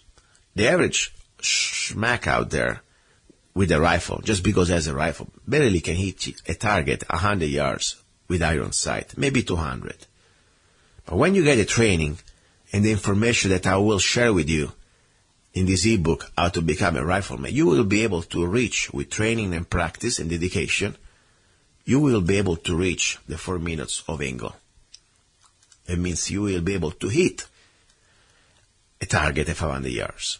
Now, let me tell you something. To be honest, as the first rifle, as maybe the only rifle, I'm not exactly a fan of the 223 5.56 AR-15 configuration. That's a fact. I mean, my rifle, my main battle rifle, it's the M14 or M1A civilian version. I like 7.62x51 NATO. I like the 308 because with that round, I can do everything. And of course, when I want to achieve the rifleman marksmanship, goal, shooting at 500 yards, that's the round that performs at the best at that type of distance. The 5.56 or 223, it's a little light. It starts to lose power. The wind can be a problem. But guess what? Maybe you don't have $1,500 to spend or $1,600 to spend for an M1A. That's my point. Maybe you can, scrounge $500 for your first rifle. Better to have a rifle in 5.56 or 223. They have maybe wait 2 years for an M14. And maybe also another point. Not every man or maybe not every woman can handle an M14. I'd rather to have a nation that they're all, at least everybody, even young boys, young girls. I mean, if you're a 14-year-old young man, no problem. You can shoot an AR-15. Maybe an M1A is a little too much for that age, for your body type. So that's my point. That's why I compromise, if you want to say, to settle, of course, also for the value, for the price, for a configuration it's called the AR-15. So the AR-15 is the model. Now, which caliber am I offering you? This Don't Trade on Us rifle, the Freedom Rifle AR-15. There are two configurations. One is the M4 that is ready to go almost, and the other one is going to be the dissipator. We're working on that. Now, in 2 weeks, we should be able to get the upper going for the M4. The caliber originally was a 5.56. I wanted to stick with the military caliber. I said, the 5.56 is the caliber. After all, remember, the 5.56 can handle also the 223. If you have a rifle chambered in 223, it is a very bad idea to put the round 5.56. There is too much pressure, can be dangerous. But then, by accident, I learned about the 223 Wild. What do you say? Yes. The first thing I said, what did you say? What is the 223 Wild? I thought it was some sort of a crazy thing. No, it is not crazy. The fact that we never stop learning. 223 Wild, it's a chamber for the rifle that can pretty much fit safely both the 5.56 NATO and the 223. Right there is pretty good. This was a Mr. Bill Wild that has this idea to create this chamber that would serve both calibers, the 5.56 and 223. But also what is very important about that, not only you have more, of course, variety, because, let's say if you had a rifle just in 223, you would be stuck with the 223. But even the 5.56 technically can shoot also the 223. Why the 223 Wild, you may say? Guess what? You can shoot better accuracy. You can have also use heavier bullets. Remember, this rifle is a semi-automatic rifle. We are civilians. Yes, in some states like Arizona, you can also apply for, a special full automatic federal permit. But it is not really the purpose of the rifle. The rifle is supposed to hit targets at 200, 300, 400 yards. Full auto doesn't do that. That's another story. That's a close combat. That's another story. So we don't need that for this situation. Don't get me wrong. I wish we also had a chance to have a selective fire, but that's not the point. So you need to have a bullet. I wanted to create a semi-automatic rifle, even if chambered with a slider bullet like the 5.56 or 223, but be able to use also heavier bullets. And the 223 Wild is one of the chamber that normally they use for very accuracy shooting. So you don't have just a great barrel with you can also, of course, shoot in whatever situation you need to, but also you can create much more accuracy, in my opinion, and not just opinion, according to facts. I did the research, I've been studying that. I've been looking at videos and watching and testing it. So you can have also the chance to use these little heavier bullets. That's the point. So I thought, let's go for it. Let's use the 223 Wild for the chamber, for the upper of the Don't Trade on Us rifle. I'm very happy about that. Something that it took me a little time. So anyway, we have the configuration is called the M4 that we have right now, semi-automatic AR-15 rifle, chamber in 223 Wild. Okay, the upper is made of 70-75 aluminum, forged barrel, 4150 chrome moly steel, 16 inches. Twist, we have 1.9, all completed with the bolt, the bolt group made of steel nitride finish. You have the full auto profile, okay? A2 flash hider is the carabine length.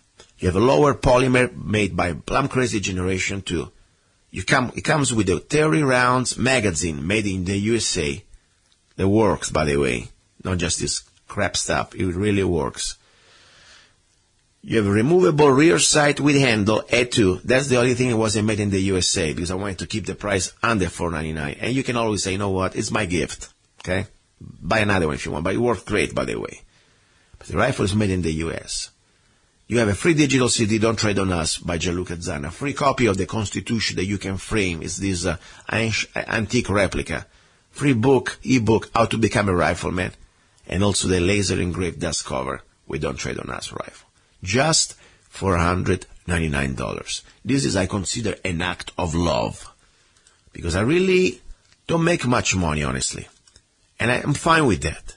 Because this wasn't about money. I wanted to make money, I can sell you all this stuff. It's about really envision and empower every American. Empower with knowledge, with inspiration, and also especially with a rifle. That's what it's about. So go to freedomrifle.com. I forgot, I give you also a free t-shirt for the first 100. So that's simply the idea, that now it is real. And I hope you can enjoy it. I hope you can appreciate it. Share it. If you're listening to the show, don't keep it for yourself. Share it. Hey, let's go check it out, freedomrifle.com. This is also another way I pay bills here. As I said, this is not the government. We do not steal money from the people and redistribute to others. No. We do not force you to do anything. Here at the station, it's a private business. We are here because you support us. Because we try to offer you a product or a service that you willingly, out of your free will, you want to buy. That's it. It's freedom. And let me tell you something, this is 1 second diverting from the Second Amendment, the guns part. People say, gosh, you're always selling something. Guess what? I'm proud of it. Since I came to America, I always been taking care of myself. I didn't come to America to have a government job or to, even work for somebody else. That's the way I make a life. I always try to offer you a product or a service, or could be a song, or could be a poem, or could be a radio show, or could be a book, or could be anything, a t-shirt, coffee, that you want, that you're happy, that you come back for more. This is the true free capitalism. This is a true free market. When people almost now, the new generation, they're almost afraid to say, oh my gosh, you're making money. Oh my gosh, you're a capitalist. Guess what, idiot? That's what creates freedom. Because I'm happy when you're happy. I'm happy when you're flourishing. I'm happy when you're successful. Instead, that's the difference between people who believe in capitalism, and people who believe in socialism. We are two different breeds. If you're a socialist, you are almost jealous. You want to other people punished. You want to punish them. You want to get the government on their back, sucking their blood. Because you are a freaking loser. That's what you are. And you're jealous. And you need to depend on others. And you want to cut their wings. That's what you do. That's what government does under socialism. You want to share misery. So everybody's miserable. Instead, when you believe in capitalism, when you believe in free market, I want everybody successful. I want my next door be successful. I want business be successful. Because if you're successful in your business, not only you're a happier man and you can make a better society, you can create a better environment, but also you can share that surplus. That's it works. But sharing doesn't mean that the government must come there and steal it. Sharing means that I can sell you stuff you can buy from me, and we all can flourish, or we all can exchange. That's what it's about. It's about freedom. That's why I say I'm proud of this. I'm proud every time I try to propose you something. It is not just to make a buck, that there is nothing wrong with that. It's also to share part of my creativity with you. As I said, this was a vision I would like to have as soon as possible. We have not much time. Maybe even people never touched a gun before. I want them armed with a rifle, with knowledge and love for freedom. That's what it's about.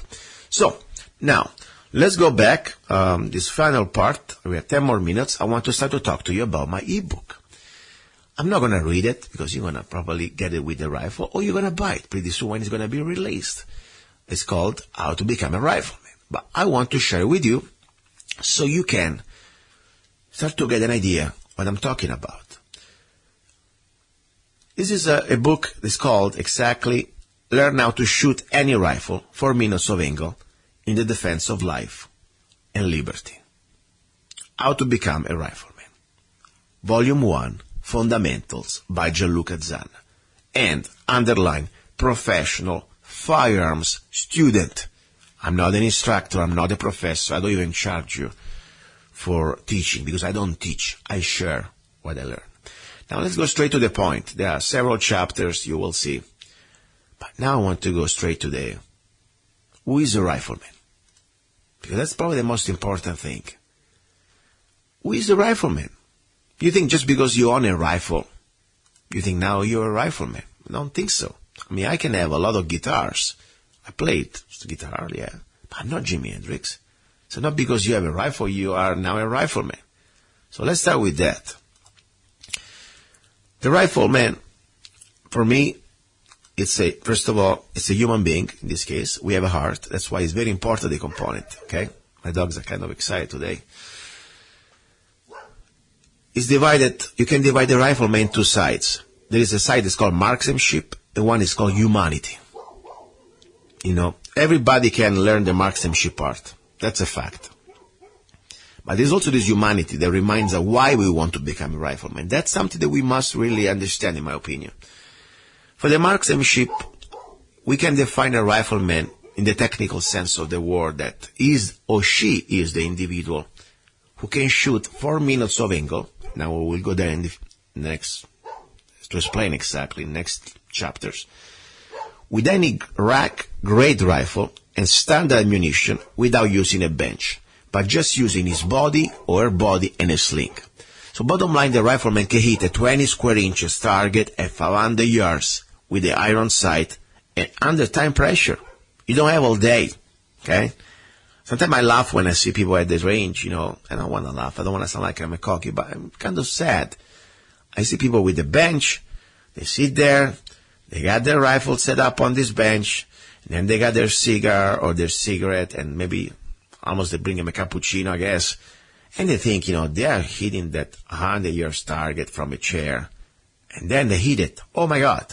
Of course, it takes 5 minutes probably before they set all this stuff up. And they think, wow, I'm a rifleman. No. You're never going to shoot from a bench if you really are in a situation of any situation besides being at the range. So that's the way we're going to work. How to become a rifleman. You need to shoot with your body. Standing, sitting, prone. Kneeling, of course, there is too. And the sling, okay? So this is the skill that separates riflemen from individuals who own a rifle. And as I said before, like having a guitar does not make you Jimi Hendrix. Having a rifle does not make you a rifleman. Second component of a rifleman is humanity. Of course, this is my personal consideration. If you go to classes or schools, nobody's going to talk to you about like this. They just teach how to hit the target. That's fine. They teach you the marksmanship, hopefully. That would be a great start. But I think this is, for me, something that I want to add. I think it's very, very important. If we forget why we're shooting, why we have a rifle, why we train, it's a waste. So the rifleman understands, first of all, what is at stake. The rifleman loves freedom. The rifleman is a person who is persistent. Because you don't become rifle overnight. You got to be persistent. You must be humble. If you think you know everything, you're wasting your time. Go away. Do something else. I think nobody ever will know anything. Even when you're a rifleman, you always can learn something new. It's a journey. So you must be humble, in my opinion. And you must be willing to learn and share this knowledge. As a rifleman, you understand that the learning experience is like an endless journey. Okay? And as more important, as I said before, a rifleman loves freedom and is committed to defend it. That's it. The idea we have a rifle not to kill. No. We have a rifle to defend innocent life. Okay? To defend freedom. And I really believe as Americans also we have the duty of becoming or being the last line of defense of our republic. So if you're ready to join me in this journey, how to become a rifleman, please listen to Love, Guns and Freedom, because I will share with you every week, every Sunday, I decided, you know what, I'm going to do something that I want to do. I want you to go to at least, even of course these are not lessons, but share the concept that I humbly put together in my ebook, How to Become a Rifleman. Now, this first ebook, it's about the basic marksmanship. You won't find here tactical shooting. You won't find here different things that I will talk about in the next book that I'm already working on it. It's called The Advanced Technique, Tactical Shooting with a Rifle. This is, you cannot start to jog or run before you start how to walk. So this is very important. But this is a very fundamental chapter, in my opinion. This book is going to cover all the curriculum that normally you would go through the Army qualification test to shoot from standing, prone, and sitting with your sling, hitting target, 4 minutes of angle. Okay? So that's the idea. Now, I want to remind you, if you want to support the show, please, you know how to do it. There are so many ways. You can go to zannaart.com. You will see I set up a nice now e-commerce. You can buy copy of the Constitution, copy of the Bill of Rights, like authentic replicas, copy of the Declaration of Independence, T-shirts. There is a new T-shirt. It's beautiful. You know, there is black and white. It's called, slaves are never armed. I'm not a slave. The Freedom Rifle. $14.99 with a free shipping. Can't beat that. Don't forget that Zanna Coffee. Please, help me out. I appreciate your help. Don't go away. We have incredible final hour. You're listening to Love, Guns, and Freedom with Luca Zanna. He's a songwriter, a poet, a rifleman, I'm not afraid. and a constitutional activist. I'm not afraid. Italian by birth, I'm not afraid. American by choice. Gianluca Zanna I'm not afraid. and his new CD, Love, Guns, and Freedom. 16 powerful songs on one CD from the heart of a patriot.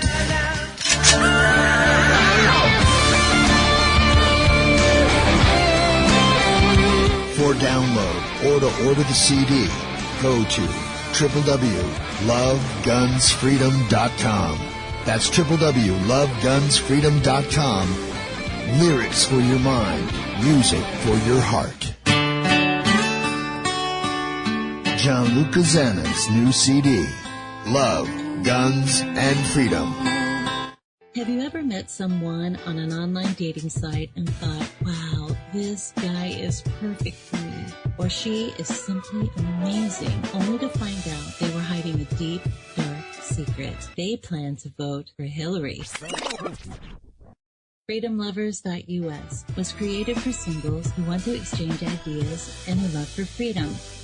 People who are looking for solutions to create and defend freedom in the real world, and at the same time, getting that once-in-a-lifetime chance to find their true soulmate. Whether you are interested in meeting your soulmate, making new friends, networking, or hanging out with that like-minded liberty lover, visit FreedomLovers.us. It's the first free dating site and community. So patriots, don't waste your time with other dating sites. FreedomLovers.us is the place where like-minded singles really click. Here we go. You're listening to Love, Guns, and Freedom with Luca Zanna on KTOX 1340 AM and on United States.FM network. This is the hour about love. In this hour, I like to talk about several topics, and one of the topics I like to talk the most is about try to help each other, because we are all in the same I don't want to use that dirty word, but we are on the same hole, okay? That's the bottom line. And especially people like us that we out there and we try to talk about things that could become now dangerous. Because saying the truth, saying what's happening, it is now an act of, let's say, disobedience. And you know very well, if you disobedience now to the government, you can become an enemy of the government, an enemy of the state. Now, regardless, there is a guy that I never met in person, but I had him on my show already once. He's from Tucson, Arizona, that also I've been following for years on YouTube. He has an incredible YouTube channel. He's been denouncing the weather modification / chemtrails activity in the southwest of Arizona. Something's happening to this gentleman. I received a phone call just a couple of days ago, pretty alarming, pretty disturbing. And I don't know the whole story, but I would like for him to share this story. Because if this is true, what's happening to him can happen to any one of us. And this is something, especially in the state of Arizona, we need to take care, we need to fix, because it can be very dangerous precedent. And by the way, this is almost connected now to the fact last Sunday when I was talking with Ken Rhodes about Pete Santilli being now in this facility, federal facility, in jail. The judge wants to force him to get medical evaluation for mental evaluation, and according to the standards, they can find them crazy just because they maybe don't like what he believes or what he thinks. They can forcibly mentally medicate him. That's the reality. So now we have a similar situation with Chris-Huskell That's his name. It is not in jail. But let's see exactly what happened and what's happening to him. Chris, are you there? Yeah, right here. Please, briefly, go straight to the point. First of all, what's going on with you? I received this phone call from you almost at night. I think it was Sunday, I forgot, but it was pretty alarming news. Tell us exactly what's going on with you. Go ahead. Well, it's quite alarming to myself, but basically it came down to when I was not at home, and I lived with my father, and Tucson Police came to my house, and they were apparently escorting a group of people or a couple people that had some paperwork. They didn't identify who they were, and they came asking for me. They knocked on the door. I have multiple cameras in front of my house, so I actually was able to watch this later and see that the police officers, the very first thing they did, too, walk up to the door and they unstrapped their weapons. They basically took the snaps off their guns. Wow. And one of them put the hand on the gun, and he got behind the door. The other one was ready with his gun, and he knocked on the door. And two people walked up behind these people and stood quite a ways back, like to be away from bullets or something, I don't know. And they banged on the door. My dad came to the door. They asked, we need Chris Haskell. He said he's not here. And then they asked a bunch of questions. Am I there? Do I live there? Where I was at? Where I work at? He answered a couple of questions. He said, what is this about? And he said, well, we can't tell you. And basically my dad's talking to the police officers, not the other people that are standing a ways back. Okay, question. Before we go ahead, do you have any previous criminal records, like violent crimes, felony, things like that? No, nothing at all on my record. I think when I was a kid, I maybe got caught with some marijuana once or something. Okay. And then that's basically it. I have nothing. Okay, so that's the story. You have no criminal record. You are not a violent person. You are not a felon. So right there, something weird, to come to your home, to serve you with something that at this point we will see exactly what they want, but to pull guns out of their holster, that's kind of disturbing right there. I mean, they didn't come to some gangland, okay, or to some criminal. Now, exactly, these people is the Tucson Police, correct? Or at least you think are Tucson Police. They were uniformed TPD officers. Kind of interesting that they parked 2.5 houses down. They did not pull up to our house. What do they exactly have as a paperwork that you can somehow figure it out?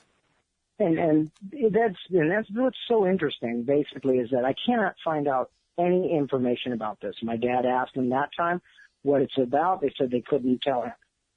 Okay, then basically, and by the way, the first 2 episodes are on my YouTube channel. They're public. They've been on there for quite a while on my Haskell Films channel. But you can actually see all where the police parked and everything that happened. So then basically they gave him no information, no way to contact them. And then the policeman turned around to the plainclothes people and said, do you have a warrant for his arrest? They said, no, we don't. They had a whole bunch of paperwork. And he turned around and said, okay, well, good day to my father. And they went and they talked for a minute, and then they left. And then about, I don't remember the exact date or time in between. There was about 3 or 4 days in between here. But you can see both of them on my channel on their public. And they have the dates time stamped on the cameras. So that's very clear. And then they came back at night. Wow. A little while after that, did a similar thing, but this time the plainclothes people got behind my van like as to duck bullets, literally. Gee. And then they sit and they were literally harassing. They came to the door, banged on the door, police department, open the door. Then they started running up and down in front of the house, banging on the window. The cop looks inside the window. This is all on camera. I've got plenty of angles of camera. And, total harassment. And then they left. Okay. And that time there was, I think, 4 officers and 2 plainclothes people, and then another vehicle with plainclothes people, and it drove past the whole event. But I believe they were with the other ones. question. What do you think is going on? I mean, they must have some sort of a paperwork, some sort of, I hope, at least. Still not happy about it, but let's say judge must have issued something. They can just go out like a bunch of gangs and going to start to knock people's doors. What do you think is the reason why they're coming after you? Since we have no idea. I mean, we don't have any type of information. Well, at that point, I didn't, but my father has found out. And this kind of ties back to this. And unfortunately, things don't work out with your own family sometimes. But my father has some beautiful property that's going to be, when he's getting old, and when he passes away, it's going to go to his 3 kids. Well, my sister, right before this event happened, and I was just totally clueless as to this, but she's been real scared lately that my dad might just be getting ready to sell the property to me instead of giving it to them. It's worth a lot of money. I want to keep it to live there. And she's been real afraid of this for a while now. And she said to me, but in face, right before this whole thing happened, you're going to go to jail. Wow. You watch. You're going, and sorry about that. No problem. I'll do that again. No so problem. that's what she said to me in his face, and I laughed. Whatever. I don't do anything illegal, so I'm not going to right jail. now, you suspect, because, you know, you don't know till you go there. It's a far. You may suspect that your sister would be maybe part of this, or maybe behind this, because I am certain now. But exactly, you know, you didn't commit any crime, for what I know. How can your sister can send you the cops to look for you? What do you think in your mind? Why? What type of excuse or what type of reason she can have? Okay, well, my father said that she has a letter that I supposedly wrote to him, and that I signed it. And, you know, first of all, as my sister's been writing our school notes for all my life. She's a very good forgery expert, and she knows my signature quite well, but I have not seen whatever this piece of paper or this letter is. But she said that, or he told my dad, anyway, what I'm hearing from my dad is that it says in there that I am going to, if he tries to sell the property, I'm going to shoot the people that buy it. Wow. Something like that. Okay. So that would confirm they're trying to show that I am going to be dangerous to other people or myself. I see now. Okay. You suspect that your sister may have forged that. Okay, just to let you know, guys, listeners, you may say, what really do we care about a personal, private matter maybe between those individuals? The problem is more than that. What I'm trying to make the point is this.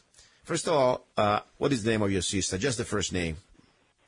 Yeah, Pam. Pam, if you're listening, you're welcome to be on the show, and I will give you the opportunity to say your side of the story if you want to. This is not about me defending anybody, but just try to bring some facts out. That I'm not even here as a judge. I'm not here judging who's right or wrong. All I'm saying is this. There is a law in the state of Arizona that is pretty scary. Correct me if I'm wrong.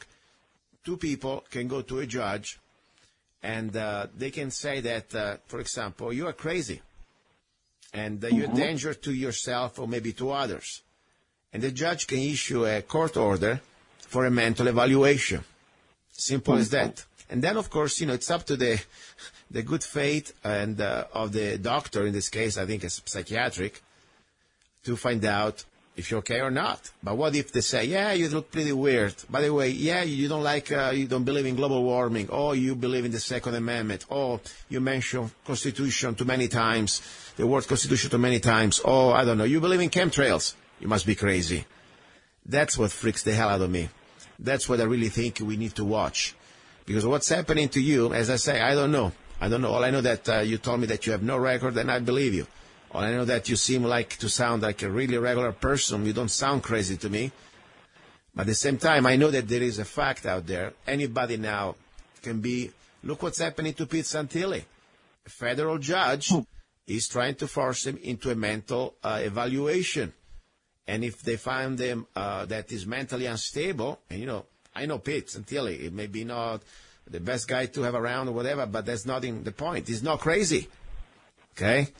And now if they can call you crazy just because they think so, one of the doctors, and then they can force you, medicate you, we go back to Russia.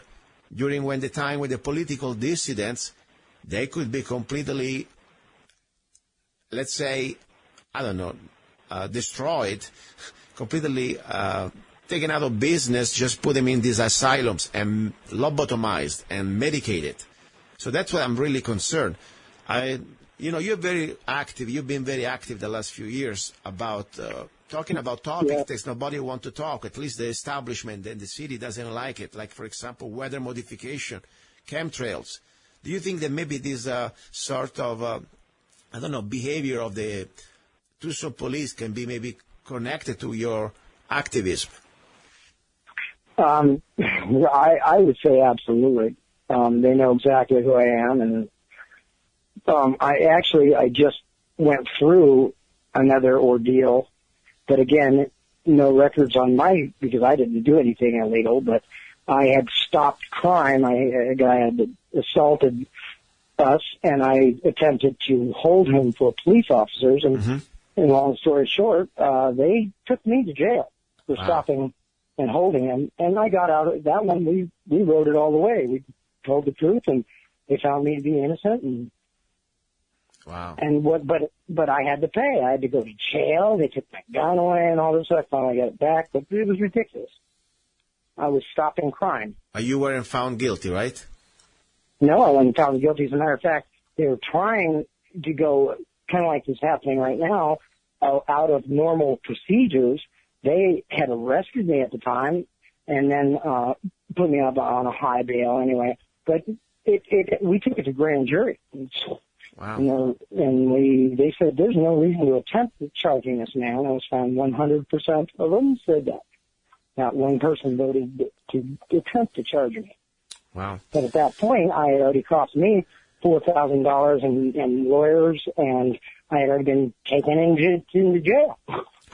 Listen, if people wants to find out more about you and be in contact with you, because all I can do, is give you a microphone, and more important, put you on record, and for the way you talk, the way you articulate, you seems like a regular guy. You don't sound crazy to me, okay? I'm very public too, Luca. They can check me every day. No, I know. I see your YouTube. You have a YouTube channel. Please say the YouTube channel again if you can. Go ahead.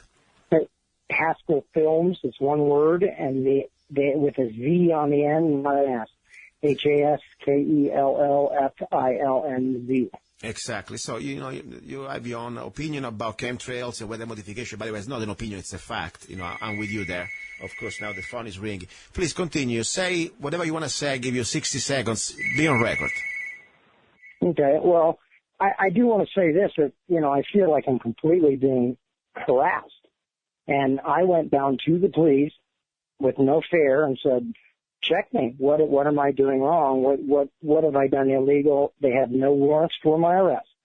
And they told me they couldn't give me any information as to why they came to my house. Not once, but at that point, twice. And since then, because I have cameras, they've been back 2 additional times. And then, just recently, I've been talking to a lot of people about this because I'm getting ready to fight back. And so apparently anyone listening to my phone or whatever would know that I'm getting ready to.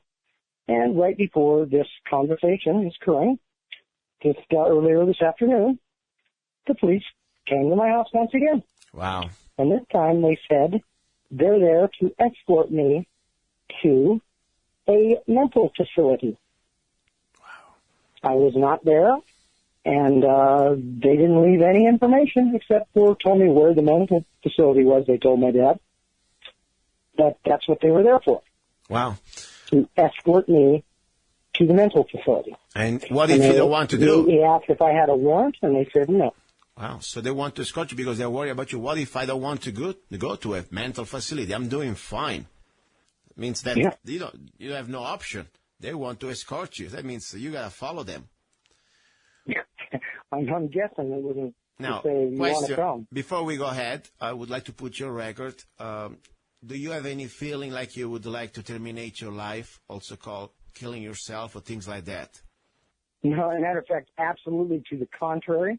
And I have stated this on my channel very publicly. I have helped people suicide, but I am so against suicide in my opinion, it's the one thing that God is not going to be very happy with you about, and you should never even attempt it. It's not something to play with, and no, sir, I would never, ever commit suicide. Okay. And I also do not harm other people. Okay. Ever. Not unless I'm being harmed directly, I do not harm people in any way, shape, or form. At least I give you my blessing, my prayers, and more important, I hope more people can contact you. If there is an email you want to go out, give out, and also if there is a way, maybe some attorneys out there, or maybe you can contact an attorney, because you must have somebody as a professional that can go through the system and find out, first of all, who's really behind, because so far you have your own ideas or suspect, but we need to have evidence who's really behind this situation. And then, of course, you need to fight back, in my opinion. If I was me, I would like to find out who's doing this to you and then sue the crap out of them. And then, of course, find out exactly how to stop it, because this must be stopped. You can't live like that, like a wanted when you've done nothing. You have an email you want to give out, or anything, a type of media or communication that people can reach you out if they can help you? Well, one of the better ways is my YouTube channel, my Haskell Films channel, leaving me messages on there. But I also made public on my channel my email address, and that would be Haskell Films, HASKELLFILMZ. That is one word with no spaces, at yahoo.com. Okay. Question. You think it could be maybe also related to your activity? Then, always making these videos, producing these videos about chemtrails in the city of Tucson. You think maybe it could be an extra aggravation to the way they're treating you? Again, it's going to be my opinion here, but that it's beyond that, absolutely 100%, because I have dealt with a lot of recourse for being who I am. And I am, in my opinion, I am the #1 chemtrails activist for Tucson, Arizona. And even worse, in their opinion, is I was the artist for all the signs that went around Tucson, and those went by the thousands. Wow. And that is why they came and bashed my head in 2011. Wow. Okay, Lisa, please stay in touch and be smart. Just try to get an attorney. Try to find some way that you can go not more defending yourself only on the attack. Exposing them. And give me posted, please, okay? Yeah. I'm concerned because I will not go with them to a mental facility. I don't blame you. So I might play into what they want me to do. I don't know. Get an attorney, and please keep me posted. And if you can, whenever you got something going on, always bring a video camera on you. And, of course, if you can, also there are different type of devices, like pen cameras or micro cameras. Always have one ready, because we need to see what's going on, please, okay? I agree. Thank you, Chris. Thank you very much. Okay. You're listening to Love, Guns, and Freedom with Luca Zanna. Don't go away. A little break, and we come back with more news. Hey, you. Yes, I'm talking to you. You deserve a break. Enjoy a moment of indulgence. It's time for Zanna Coffee. Guilt-free pleasure. Zanna Coffee is the organic coffee to amplify your senses and enhance love for life, liberty, and the pursuit of happiness. Only the best organic and GMO-free coffee beans from around the world that I selected. Zanna Coffee brings you happiness in every cup. Fair trade certified, sustainable organic coffee. That means we do not use slaves. Free Zanna songs with every coffee bag. Find Zanna Coffee at www.zannacoffee.com. www.zannacoffee.com. Get your coffee bag now. Don't be cheap. Life is too short, and you deserve the best. Zanna Coffee. Here we go, guys. This is Luca Zanna. You're listening to Love, Guns, and Freedom on KTOX 1340 AM and on UnitedStates.fm network. This is the hour normally I like to relax. The first hour we had very stressful in a good way. Disturbing news. This NSA-whistle-blower, Mrs Stewart, bless her soul. There was something out of almost a Nikita movie. All the stuff we are listening and we are learning, and we try to cope, try to provide, to find solutions. Then, of course, we have other important topics, but this is the time normally I like to relax for a moment and try to talk about love. Because at the end of the day, if we do not take a break, we're not going to make it. We can fight all you want, but at the end of the day, even the warrior needs to come back home, have a good time with their family, and try to fight another day. So we cannot break down. And the best way I found out to have revenge against our enemies is to live well. So good food helps, good wine helps, but there's another thing we never talk too much, at least enough, it's good beer. I remember about probably, 3 or 4 years ago, this gentleman that is with me today. By the way, if you hear background noise, I'm not in the studio, I am in a brewery, okay, exactly in downtown Kingman. Now I'll tell you which brewery. But before we go there, I wanted to tell you about this gentleman, because I really believe that the American spirit is still there. And as much as they want to squash it, as much as they want to legislate it, as much as they want to, try to control it with bureaucracy, the free spirit of the individual, the free spirit of the small business, or the person and the woman or the man who wants to invest, create, risk, and create. Because at the end of the day, we are creators. We try to create something, a product, differently from the government that doesn't create anything but just force stuff through your throat. We create things that the free market will decide if they will succeed or not. Nobody's forcing on anything. So I really always have so much admiration and excitement, because I am a little, myself, when I came to this country, I came to try to do my little part. So I met this young man a few years ago exactly at the gym. He was out there and he was giving free beers. And I said, wow, this is a great place to start to drink beer, because you work out and you want to have some good calories, and there are a lot of good vitamins, by the way, with beer, especially when it's made in a way that is natural. I said, wow, I got to try it. That was one of the best beers I ever had in my life. I'm not kidding. I'm not trying to push it. It's really different from what the garbage normally you could buy from the industrial biggest names out there. I don't drink that stuff. So anyway, years later, finally, also, I was so happy to find out that this young man from his little garage project, he used to make beer from his garage.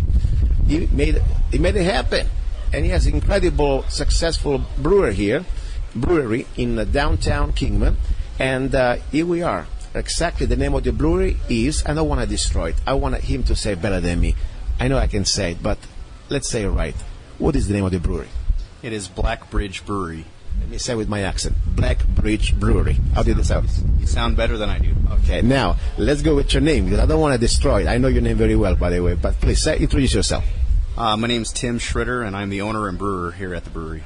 Perfect. And this is exactly the gentleman that I met years ago out of his garage. By the way, also, he was invited to his place, and I was one of the first, probably, underground taster of his beer, and I was so excited. And now finally we have a place that we can serve beer. Now let me go straight to him, because the idea here is to inspire other people. It is not about bragging, it's about inspiring. It's the reminder to the federal government, to any government, state, county or city, that without us they don't have nothing. I mean, we are the fuel. They can pay their salaries because we are here producing. All they do is collect and share, put it this way. But tell us a little bit, first of all, when did you come out with the idea, I want to make beer? This is not like a normal call. Well, when the economy crashed, I lost a house and had vehicles repossessed, and I was broke, and I was living with my dad. I was, 28 years old. What do you used to do? Demolition landfill for concrete and asphalt waste. So my business was heavily connected to the local economy and the national economy as far as new construction and whatnot. So that tanked. I lost everything. I was down to the very bottom. But I knew how to brew beer, and I knew that I had a product if I could find a way to get it out there to the public legally. So my dad invested in me a little bit of money that he had left, and we started this brewery in 2013, and bringing great beer to the masses of people in Kingman. This is more than just bringing beer to the masses, because if you want to bring beer to the masses without getting into brands, there's so much garbage out there people can buy for cheap out of the supermarkets, whatever. This is about bringing something that is it's an art. I really believe it. It's made in this way in a small scale, and especially with the care that you do. I mean, when I came to your place, I remember I was like almost going through a lab in a good way, like all the things you must learn. It's not like just dropping some stuff in the big pot and let it boil. So this is really an art. And more important, I really believe there is also a culture behind, and some nutritional level values, because it's not just dirty water like when you drink a Coke, okay, with some sugar and garbage. Tell us a little bit about why you think drinking beer is good for a human being.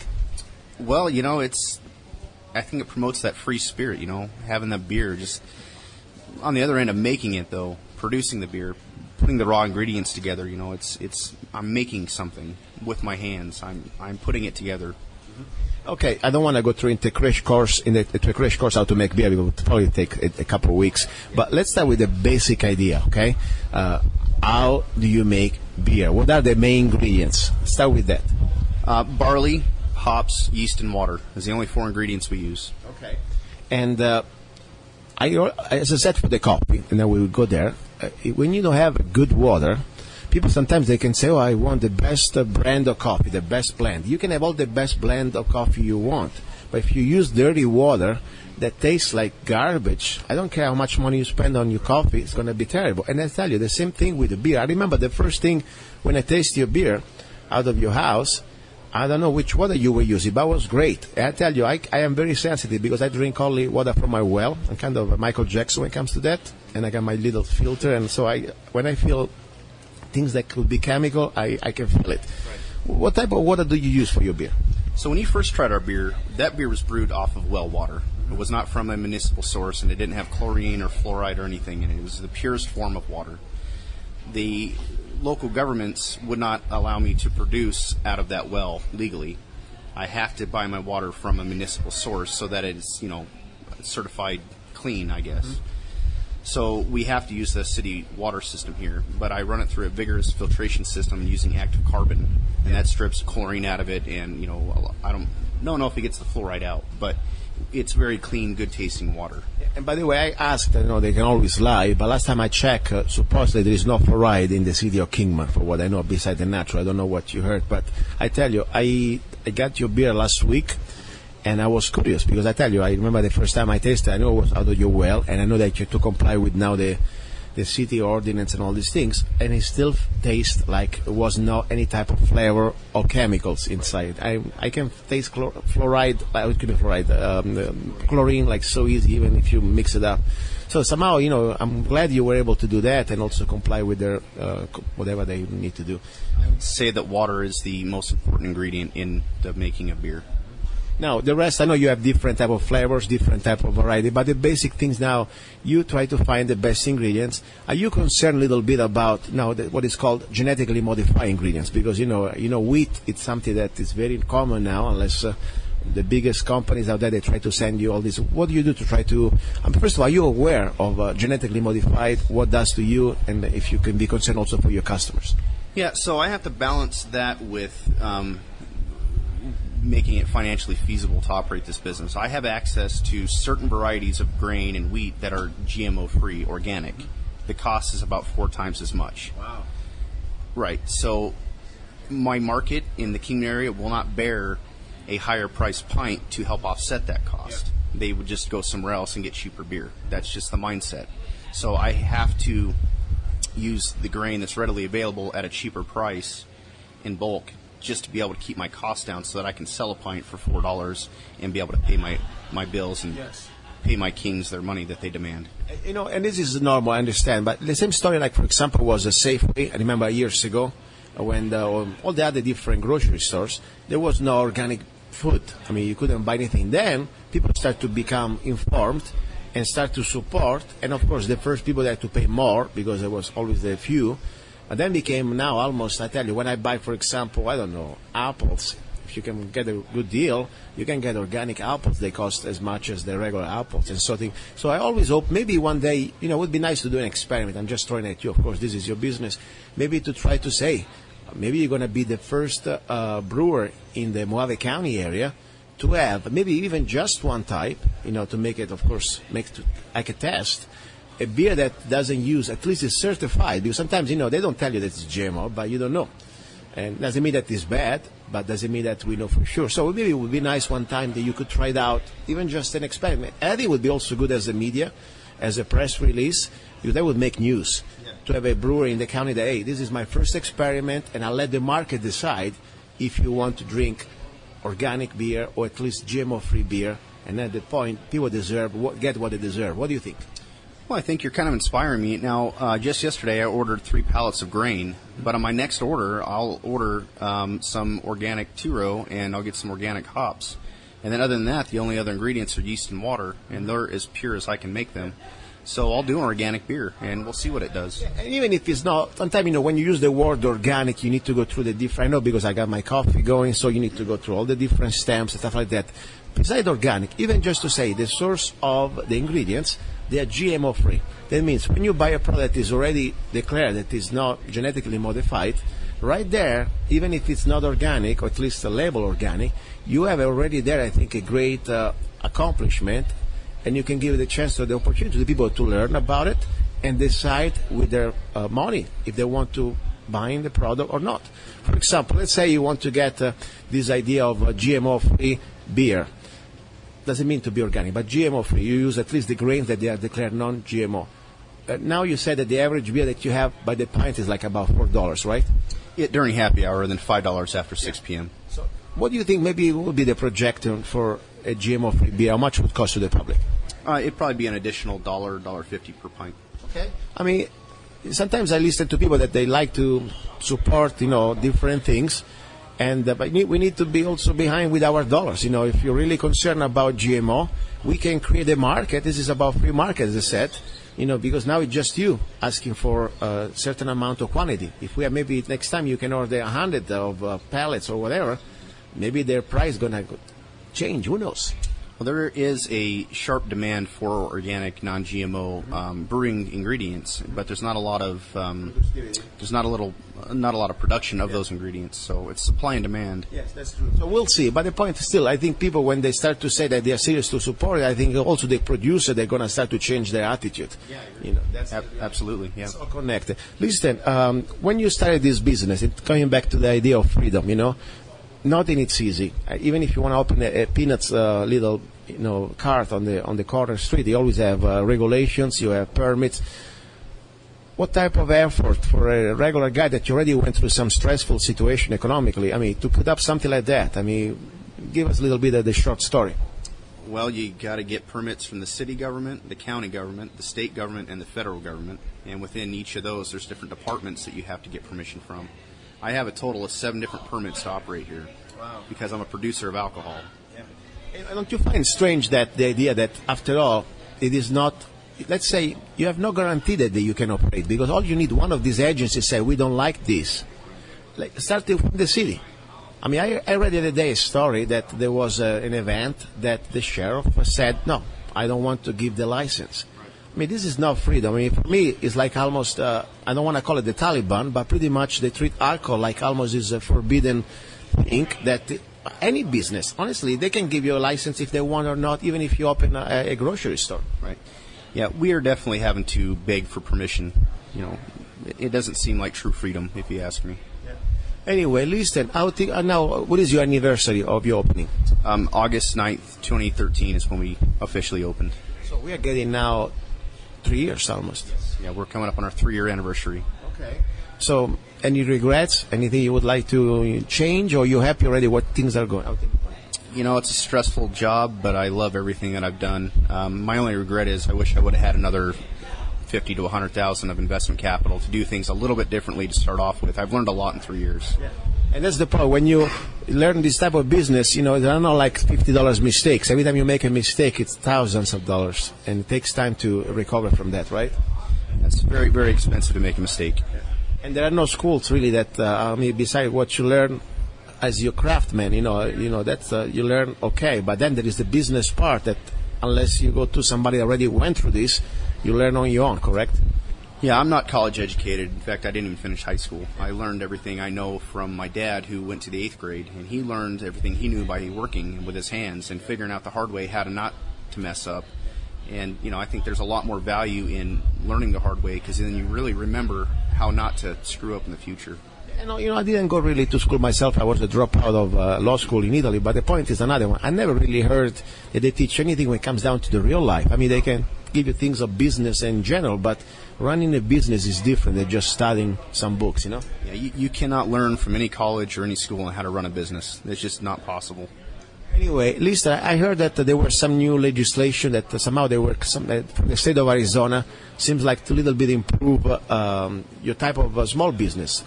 Anything that you can tell me that we can share maybe with our listeners, or what's going on at the state level? How is doing business in Arizona for beer?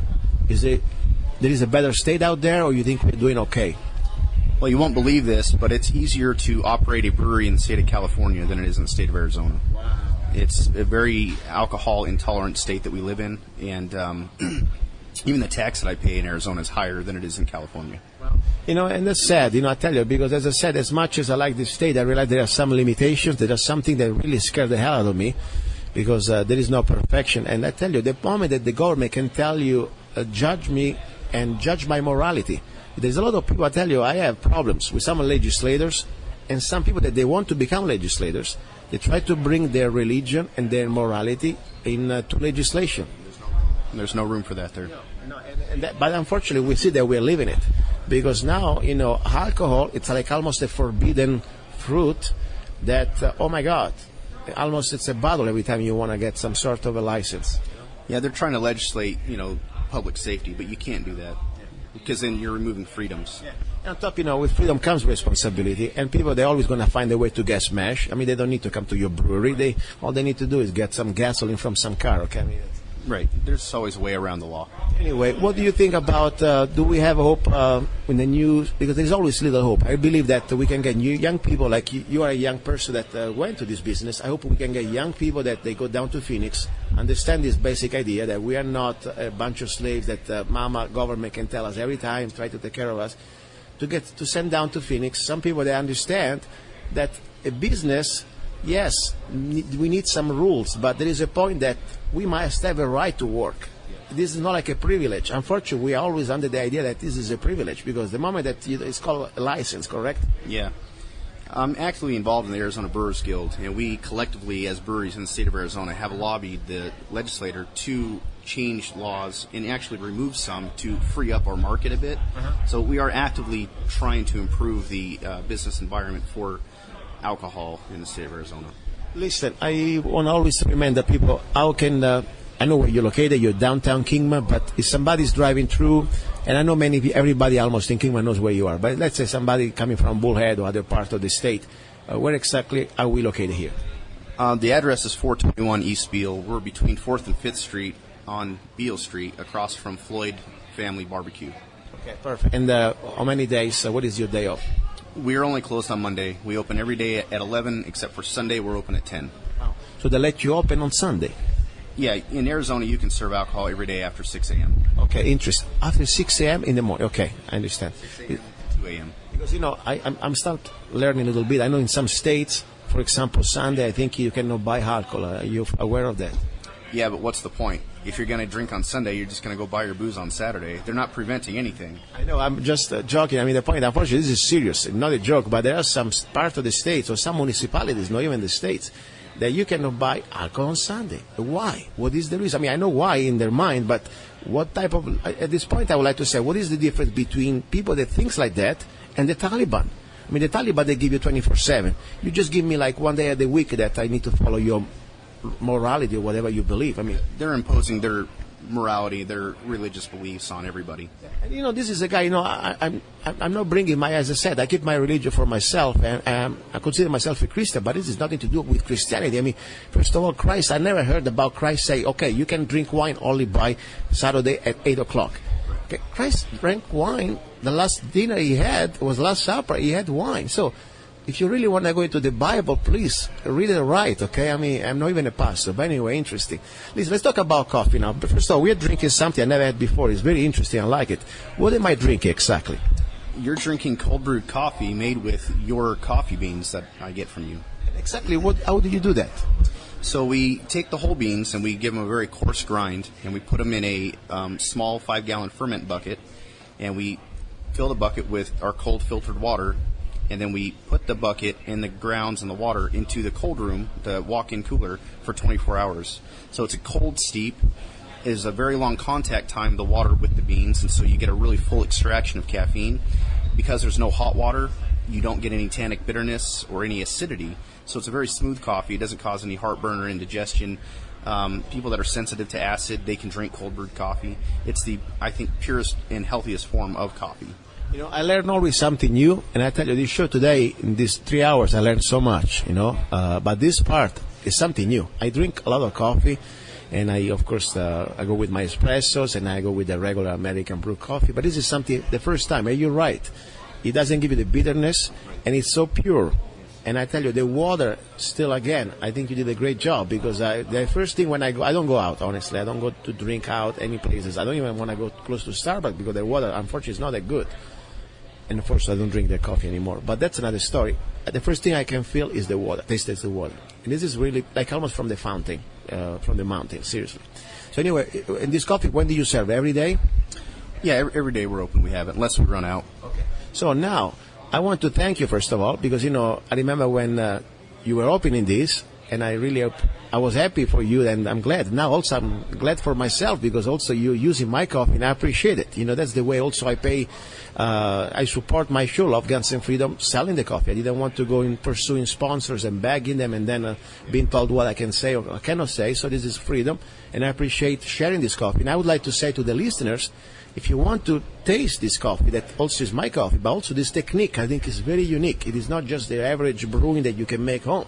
This takes time and takes a special process.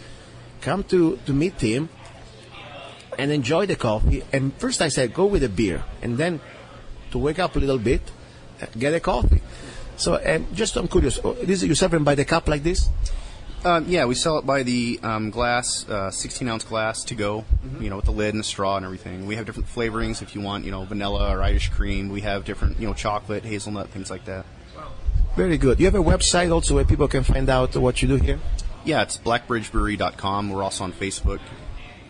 Very good. Listen, I want to thank you again, and I appreciate the fact that people can, first of all, get inspired by you. This is, for me, you are the typical story of what America used to be. You know, we all can make mistakes. We all sometimes fail. But it's not how many times you fail. It's how many times you stand up again and you go back into the ring and try to do what you can for yourself, for your family, and indirectly when you help yourself, you help others, because also, you know, this is called exactly the opposite of socialism. It's called free market. It's called pure capitalism, not corporate capitalism. When you have, sometimes I laugh when I see these kids, you know, they think capitalism is greedy, is bad, because what is witnessed so far, in my opinion, it is called corporatism, or at least, let's say, the union between big corporations with the state. There's nothing else but different type of welfare. Because I don't think if you fail, the government is going to give you, oh, let me pay your bill, or let me take care of you. You do what you can. If you fail, you fail. But if you win, you want to get your results. So that's free market.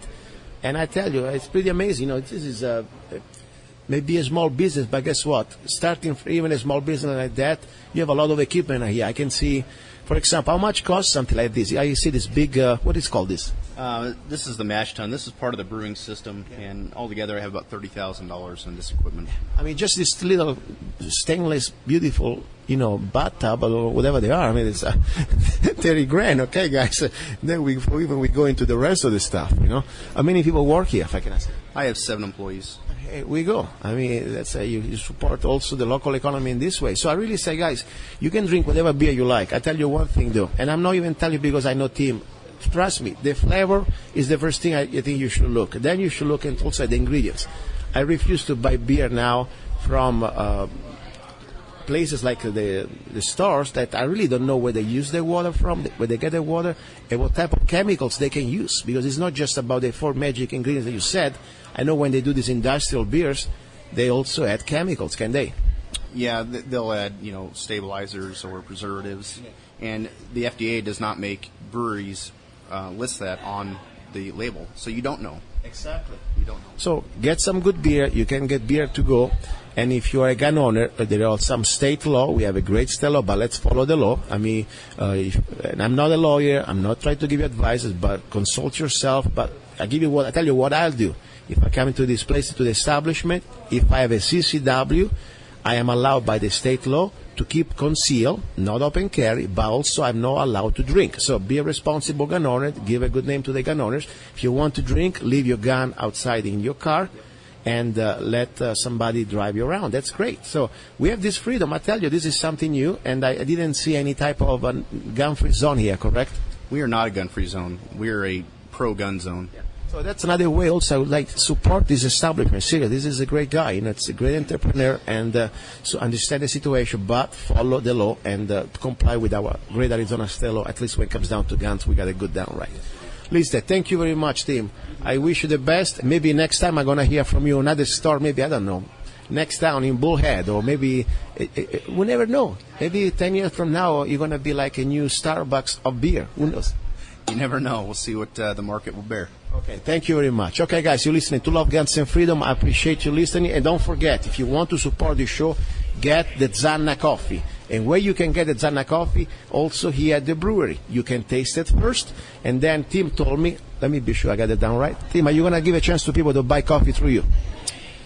Yeah, so we'll put up a little kiosk and you supply me bags and we'll sell them. Perfect. So come in here, and I really want you to come here. You drink a beer first and then buy a bag of coffee from Tim, okay? Okay, guys, talk to you later. You've been listening to Love, Guns, and Freedom, little music, and see you at the end of the show. I want to love you all night long, with all my heart, with all my soul. I want to love you all night long, then baby, I'll be gone.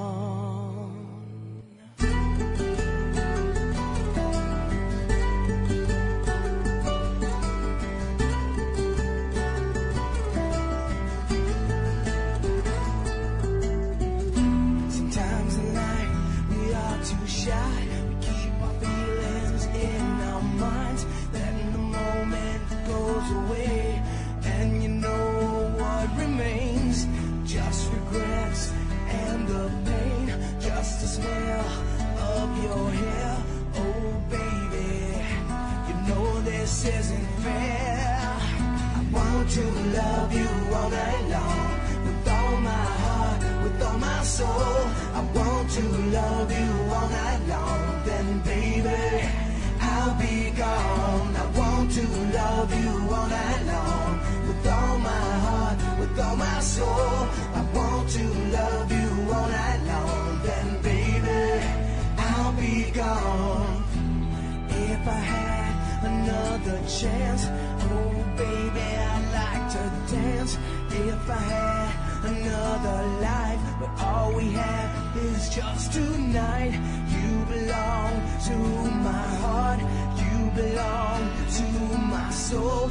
Oh baby, tonight we're not alone. No, I want to love you all night long, with all my heart, with all my soul. I want to love you all night long, then baby, I'll be gone. I want to love you all night long, with all my heart, with all my soul. I want to love you all night long, then baby, I'll be gone. Our spirits will be together. Our love will be forever. Our love will be forever.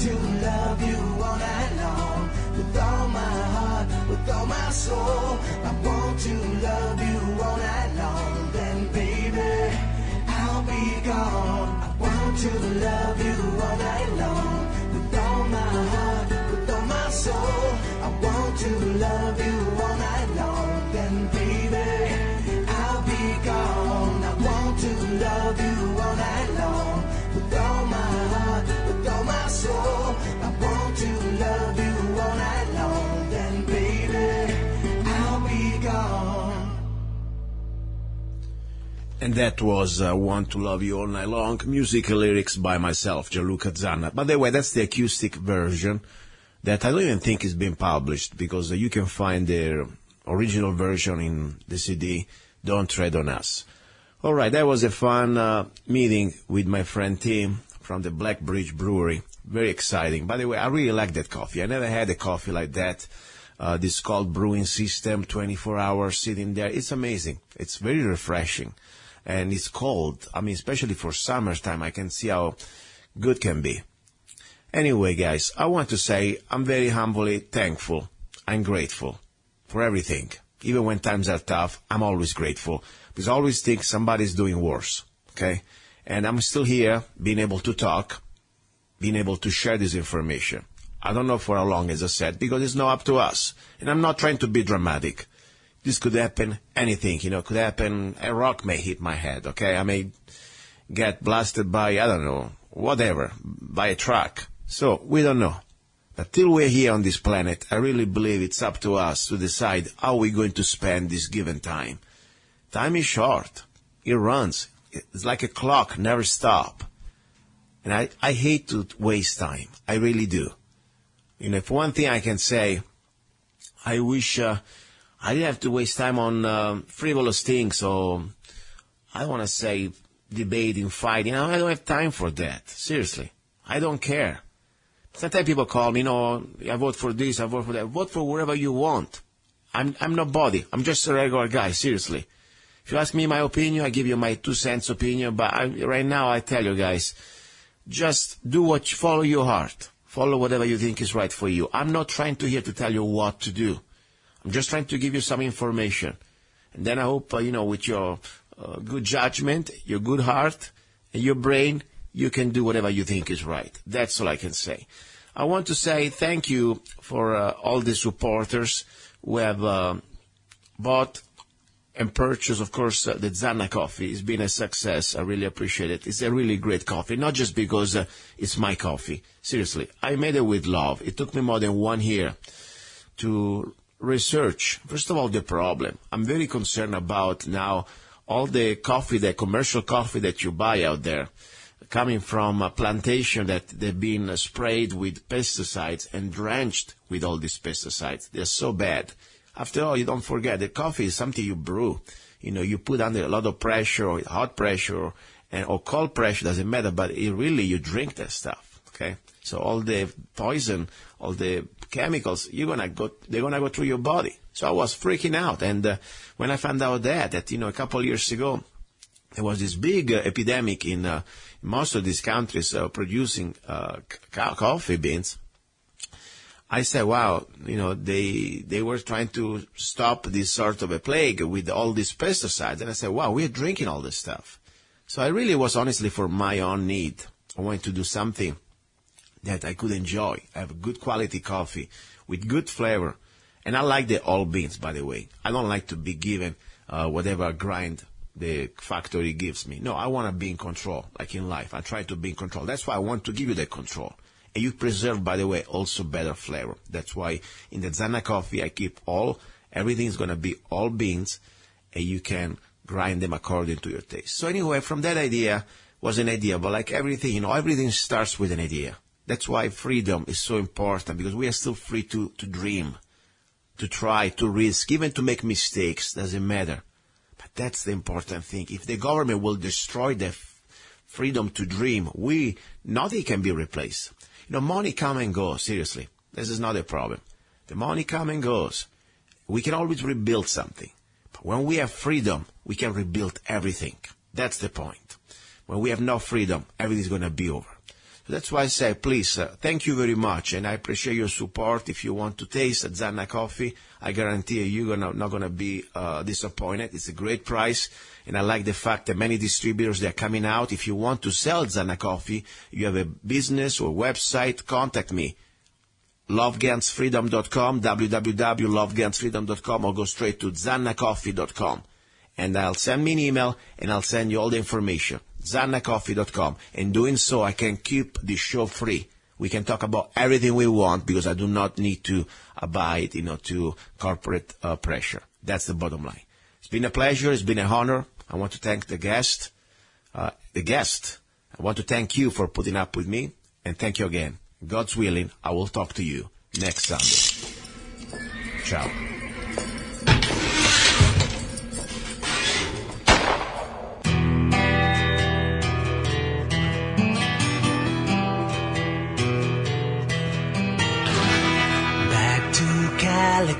I will go